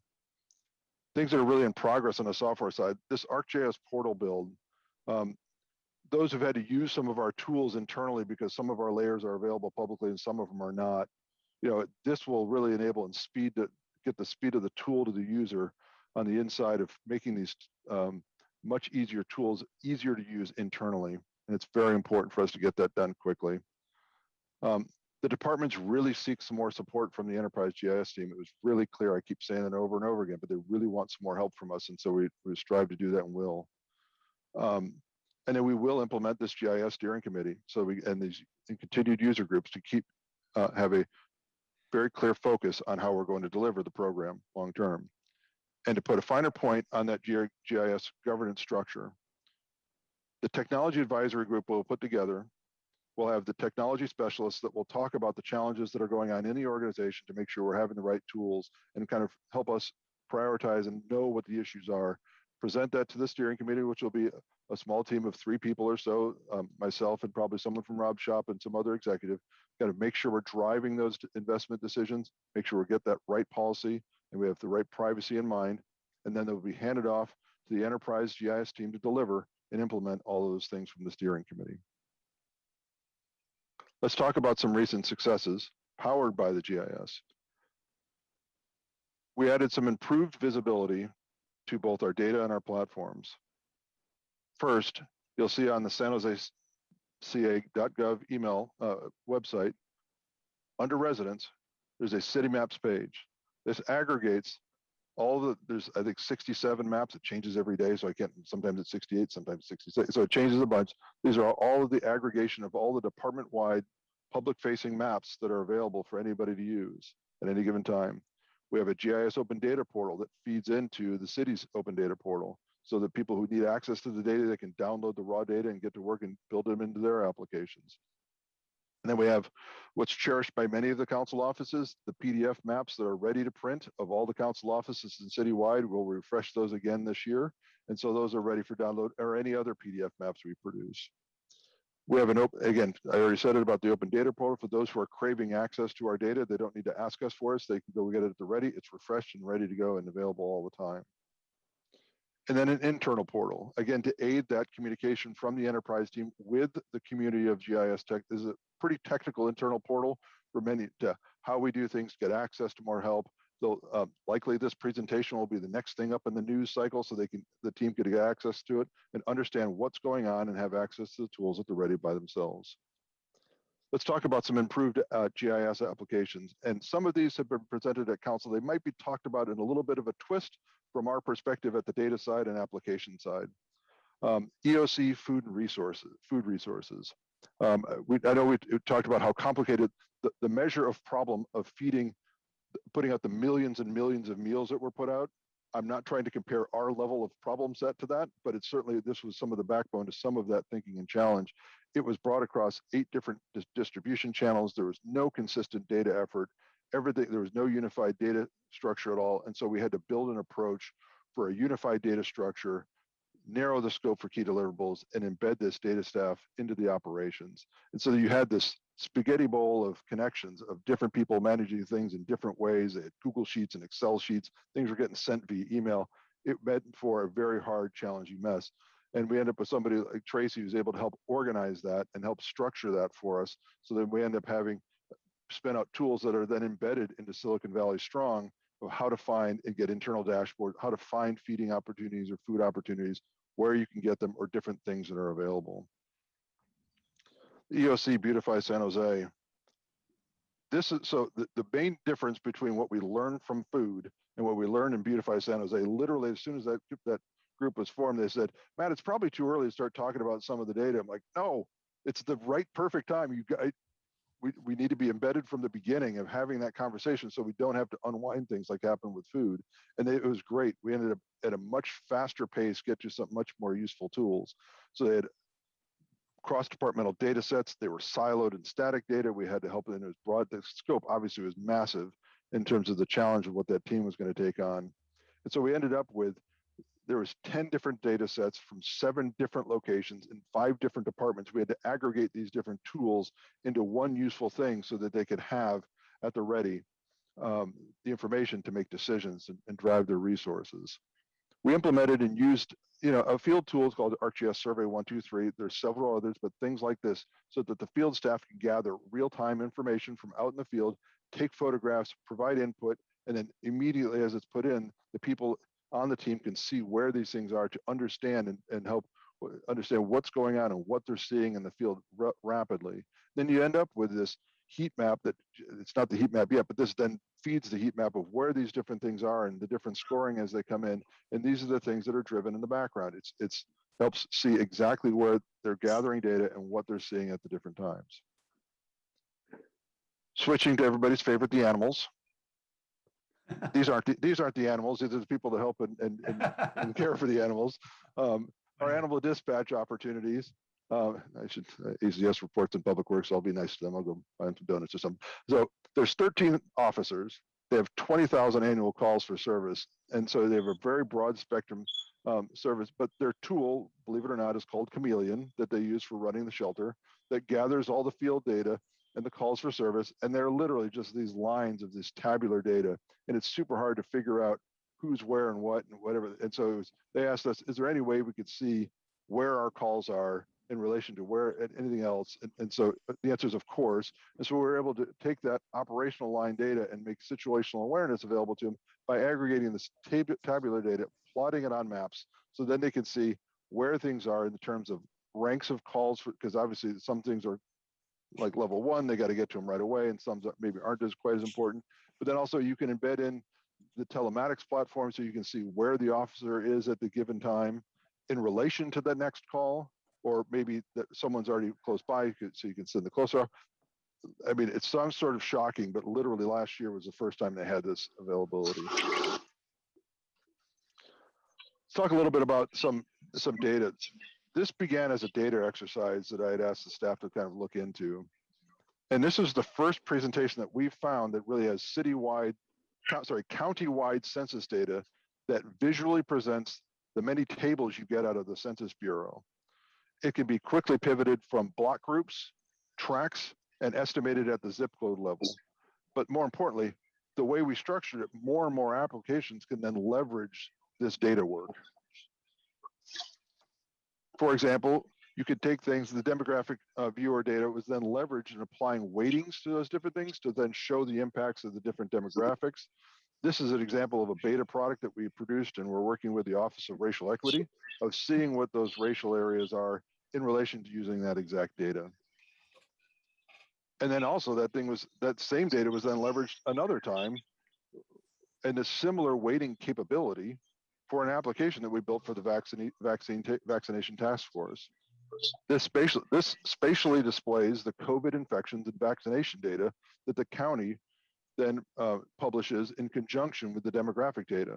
And we could plop on what vaccination sites, and we enabled the staff to put on new vaccination sites so they can manage this. And then they would drive some of the decisions and actions using these tools. And then cycling back to the 2017 flood, remember it had a decent rain event this past February. So again, KIPP was flying blind in 2017 because we didn't have tools available for them. And so what you're seeing here is our first utilization of a dashboard that we created to monitor the field conditions. And this was, what this shows is our ability for our field staff using that same Survey 123 application, again, fixed for this work, to go out to a site location. Actually, I think this one was over here on Alma. Take a photograph of the water level at the time, report the water depth, and then it gets plopped on a map, and they can see in the EOC the photograph that the person took. Now, granted, this had a lot of work because of the joint emergency action plan with Valley Water and the city. A lot of this had to be done as well. These markers weren't on the wall before, but all of this is then displayed, and then we have real-time information of the different flow gauges at the different creeks and different hotspots, where we can then feed in the real-time data from Valley Water, and you can just go and see how things are trending over time in real time. This was used in February. This is just a snapshot of different COVID and equity applications that we used in 2020. Several other EOC things were used that aren't displayed here. The pivot for the PSPS map that we use for fire and wild wind, the wind activities that happened this last year. These EOC damage assessment applications and other dashboarding things that we created. But we have a special treat of a sneak peek into the GIS lab that none of this stuff has been populated and shown yet. So again, along the lines of the real current enterprise efforts that we talked about we have image acquisition, we're partnering with the county, our portal implementation we talked about before, our enterprise agreements being implemented. We're continuing our work on the master address database, Mayor, just like you were talking about before, that continues to be enhanced and improved. But we have EOC and infrastructure assessment tools and dashboards. This is what KIPP will love if, God forbid, we ever actually have an earthquake, which you'll be able to see real-time damage assessment of facilities and get cost estimates on the fly from the county that you'll be able to see in real time. We have pedestrian bridge assessments that our structure folks that will go do regular annual reviews of the pedestrian bridges and provide assessments for them. We also have analytics that we're prototyping. This one is presenting, we just grabbed some data from the 311 garbage pickup calls, that again, as an application of a service dashboard that can be shown. We also have analytics of what's going on in our data management. So how things are trending, where those things are, which is picking our master address database and the data input. So this is helping our data teams look at how the data input is being managed and if things are being regular, if there's inconsistencies we need to manage. How we're monitoring our GIS tools. As part of our new software agreement, we have to kind of monitor our license uses. So we literally, to the granular, hour by hour utilization of our licensing of our tools. And then the newest of the new animal apps that will be for internal use. This is the stray animal intake. So we can see, are we strategizing? This is the first shown of a spatial tool that allows our animal services team to help them strategize their resources. This allows them to view the changes year over year to assess the impact of their stray animal tactics.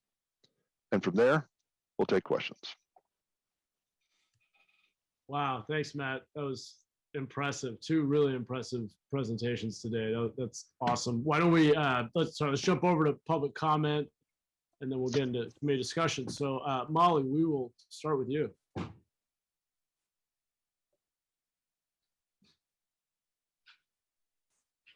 Hello, this is Molly McLeod. Matt, great presentation. You know, I'm a fan of the GIS stuff. So I also wanted to start by saying, hey, I love What Works Cities, but what I meant to refer to was Cities for All, CITIES, the number 4, all.org. that I hope the city will become a part of, just like the What Works cities. And that's how I became part of the brown bag that led to Sunlight Foundation and working with University of Chicago's Data Science and Public Policy. I mean, those types of things I learned while at City of San Jose. Super cool. So Cities for All. I love what Matt said about be embedded from the beginning. And so here's where I question the team's depths of knowledge about access and unaware about ableism. So Matt, flying with blind while blind, I would say if I want a blind or low vision pilot for these types of mapping projects, I'd suggest Joshua Millet. He recently presented at Stanford. He's blind. He is the inventor of You Describe, Wear a Braille talking pin, tactile pin, all sorts of stuff. So far, the city of San Jose hasn't connected with the blind and low vision community in San Jose, and there's opportunities for that. Another opportunity is mapping access. So what about the crowdsourcing volunteers who are identifying where accessibility barriers are, and also what's the level of access? The open source maps currently have some things for that. So mostly I'm excited because Code for San Jose, which city has a good partnership with, is doing an inclusive product week coming up in May. There's definitely a lot of interest in the city. And so also, out of the all the cities that were mentioned prior presentation, 12 out of the 20, not including San Jose, have an Office of Disability or a Department of Disability. Why aren't we on that list yet? Thanks. Thank you, Molly. Blair?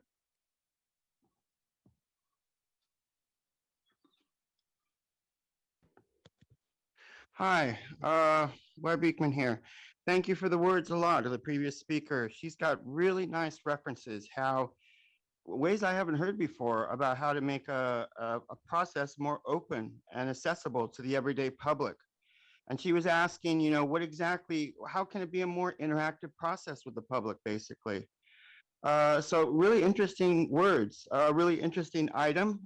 Thank you for the presentation. It had a really nice science-based approach to its things, and to work towards accessibility with, say, disabled subject of disability. I think that would be great work. I mean, that's learning to be more interactive with the community. Of course, I would be interested in how, the work with disabled communities, how that can translate into maybe open public policies for the future of the technology that's better developed for this disabled community.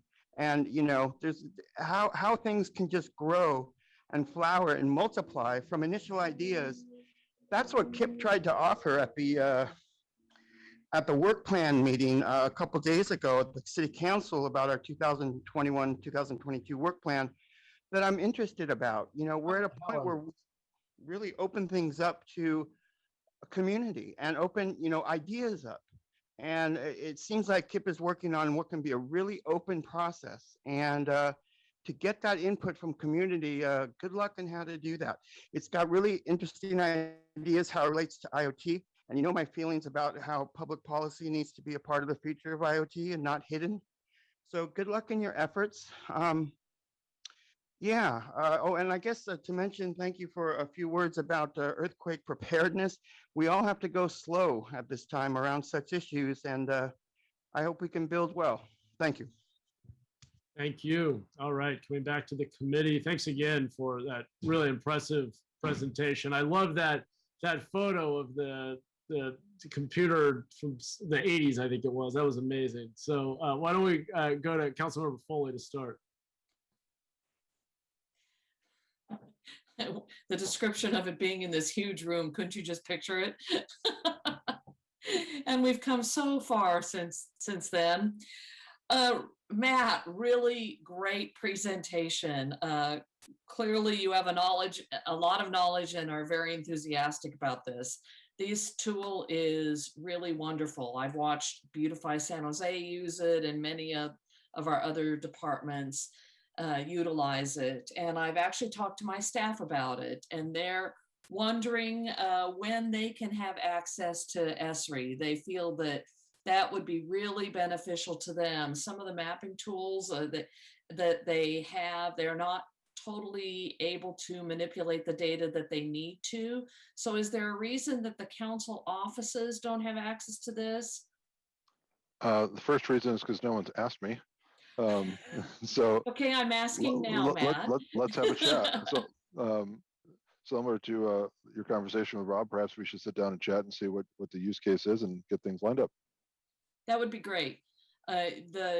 We use the data as much as the departments do to assist our residents. When they call us up, we try to be as effective and efficient as possible, and as having that tool in our toolbox will help us as well. So I'll bring my tech staff person into a meeting with you, Matt, and they can share with you what they're looking for. Cool. Wonderful, thank you. Actually, that was the basis of my conversation. This is really exciting to see the technology that we have, the mapping technology, and the way that we utilize it across our departments. And to use it effectively is just really a wonderful thing to see. And before I leave, because I know Molly's still on this call, Molly, I'm looking for an Office of Disability Affairs as well. So hopefully we can work on that. But that's it for me. Thank you, Matt, and I look forward to a meeting with you. Very well. Great. Thank you, Councilmember Vice Mayor. Thank you, Chair. And Matt, thank you for that presentation. Your enthusiasm for data definitely comes through. I just want to make one point and one question. The point is on the slide where you were talking about some of the challenges for Beautify SJ. You really highlighted the point I was trying to make in the earlier presentation about centralization and decentralization and the challenges around cross-departmental data and siloed or static data. So I just want to highlight that highlights the point I was trying to make earlier. And then secondly, Matt, just thinking about a specific use case, I was thinking about soft story buildings. Is that one, is that a use case that we're looking at? And two, would it be, would identifying and mapping soft story structures or buildings be, something that would be of value for this technology in your department? I know Kip is uber eager to answer that, but I'm happy to jump in on what we could do on the side for software. So Kip, please. So we are in the final stages of negotiating a grant agreement with FEMA and Cal OES for a $5 million grant being matched by $1.25 million from us. So for a $6.25 million program in total for soft story. And the mapping of soft story structures is a vital component of that. Just to get myself out of the jargon, a soft story structure is a multi-story building where the first floor is built in a different way than the above floors, such that it becomes weak during an earthquake, and they shake at different speeds and therefore is likely to collapse. And a lot of the soft story buildings that are in San Jose, we estimate there are about 1,200 of them in total, are apartment buildings that were built during the 60s and 70s. And so not only are the structures at risk, but the people who are living at them, often many people in the room are at a high level of vulnerability for an earthquake or seismic event. So Matt, love to have you chime in on the technical, some of the considerations on that as we hopefully wind some of that funding down from the federal government to support us in building out a mandatory retrofit policy.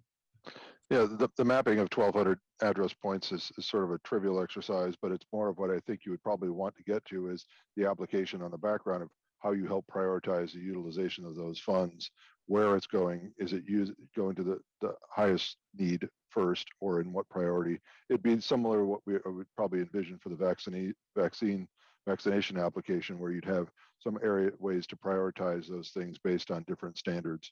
And so again, I don't see that as a very difficult build, but I believe it's something that, whoever's going to be driving that initiative, we could support. Great, fantastic. Thank you. That was my question. Great, thanks, Vice Mayor. Mayor, did you have anything? I know you had your hand up. Yeah, and I'm sorry, I was interrupted by trying to run interference here with state budgets in Sacramento. I just wanted to first say thank you to Matt for being just an amazing champion and chief proselytizer for all things GIS and data, and just really appreciate your enthusiasm, your commitment, and driving us, and also helping us during some pandemic, flood, et cetera, being the guy, the Skunk Works really trying to make it all happen to enable us to have the transparency we need. Super grateful for all of that. I just wanted to offer first a question, which is, why are all the stray animals in Councilmember Foley's district? It's a magnificent question. I've not actually dug into the data to see if that's a historical trend or if that's just the current year's information, but I think there's, it could be, again, it could be similar to the 311. Maybe that's where the reports are being. So that's where it could, you get a lot of calls for reports from that particular area. Potentially that could be driving the data. But again, okay. new and fresh off, you get first eyes on. We haven't dug into it too much yet. Yeah. I could make a snide comment, but I'm not going to. Well, maybe it's just that owners get lost in District 9. I don't know. Anyway. We need more mapping tools. I'm sure we'll get to the bottom of it with better GIS.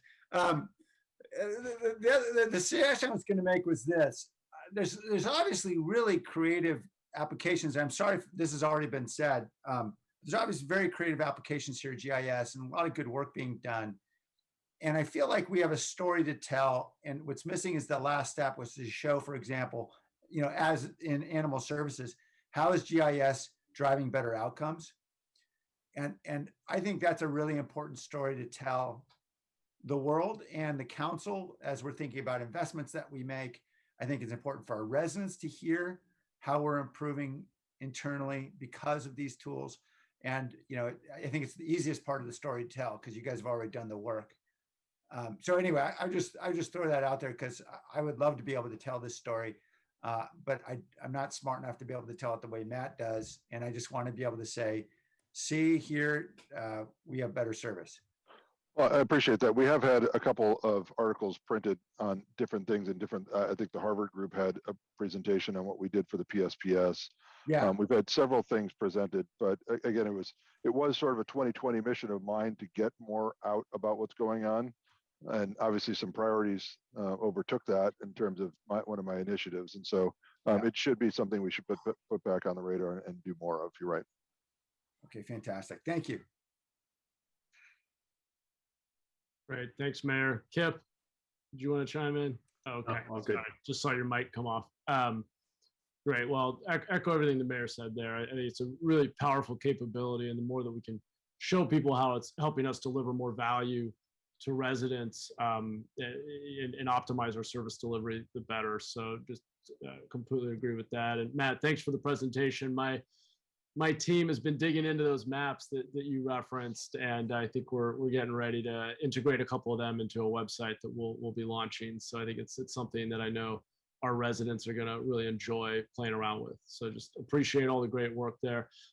Only outstanding question I had was if you could just give us a sense of, I imagine you have a lot of incoming requests, and how are you managing and prioritizing those, and how much of I'm sure your capacity is far outstripped by the request. Can you give us a sense of how you're managing that and what the volume is? Again, what it's like right now versus what it was 8 months ago is vastly different. And obviously, we have a GIS branch in the EOC that has been activated since I think June of last year that we've not stood down yet. And things do continue to keep up. We do have to do the back end maintenance of those applications and enhancements that are being asked for. I wouldn't say constantly, but I'd say consistently. But a new need will come up. The vaccination one is one of them. We'll have things around tools around, let's say, equity presentations of data that are being thought of. The neighborhood maps that you saw just this last week at council, those initiatives, again, producing the data versus presenting the data are two different initiatives. So producing those neighborhood polygons is a new data initiative. But again, it is prioritizing, it is looking emergency first, but then we do have this core list of activities of building these things out and implementing the software across the organization that is continuing. But again, if the emergency issues, if COVID or anything else jumps priority, we're looking at the EOC for guidance in terms of that priority as well. And so we're making sure we're hitting those running. Yeah, that makes sense. And it seemed like in your report, you were referencing areas where we need to make more investments. Is that baked into the 3-year strategic plan we were just discussing, or any of the kind of the budget process we're currently going through? Where will we see those requests more explicitly? So I think a lot of the things we're seeing in terms of this strategic plan is a lot of more pivoting and staging of the tools and people, and in terms of how we're implementing them. We don't have a big ask right now for a large like investment, because we got that with the Esri enterprise agreement that to Kip and Council we got through and got that funding to support the enterprise agreement. That was the big one that came through in the last year. In terms of infrastructure, we have some of that base budget already that we're able to implement. And Rob's model of getting access to the hyperconverged environment has been very useful and accessible for us. So right now, there's not a big ask in this strategic plan. It's about pivoting the existing resources is mostly what we're doing. Got it. Okay, that's helpful to know. Great. Well, do any of my colleagues have any follow-up, final questions or thoughts before we? Mr. Chair, a little birdie told me that particularly Harsh Gadam and Tracy Tisbo have been doing extraordinary work on this as well. So I want to make sure, give them a shout out. Awesome. Excellent. That bird is right. They are the back. They are the backbone of all the technical work that happens. Cool. Bringing in Tracy Tisbo was a fantastic add, and Harsh Gadam has been just a mainstay in the GIS enterprise environment for many years. Awesome. Well, thank you to both of them. That's great. Great. Any other comments or questions? Do we need a motion to accept the report? So move. Second. Great. Let's vote. Foley, Aye. Liccardo. Aye. Jones, Aye. Cohen. Cohen. Councilmember Cohen had a family issue come up and had to just step away. Okay, thank you. Mahan. Aye. Thank you. Great. Thank you. Okay, I believe we're on to orders of the day. Is there any final public comment for today? Blair.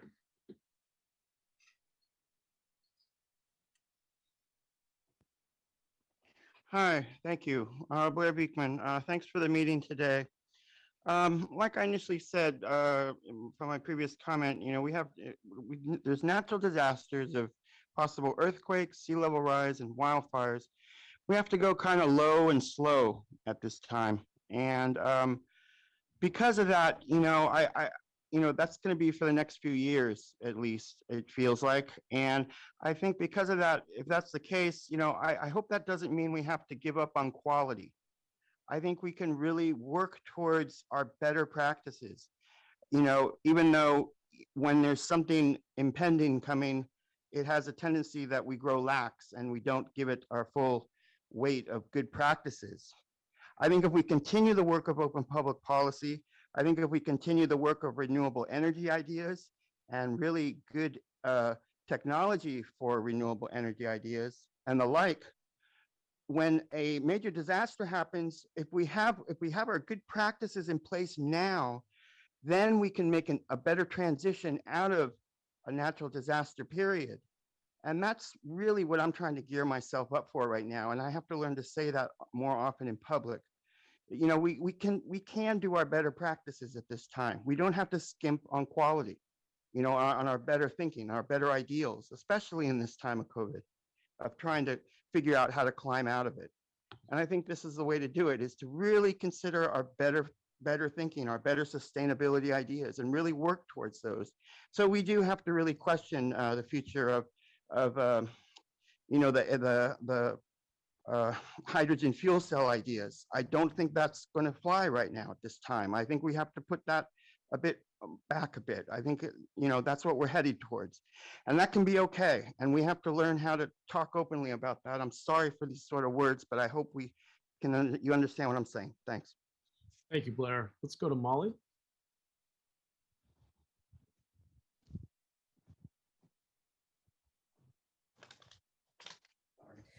This is Molly. I must say that city council meetings are becoming my favorite time for getting cleaning done around the house, because you keep me engaged and I feel like I got something done no matter what, which I imagine when you participate in meetings, sometimes you got to wonder.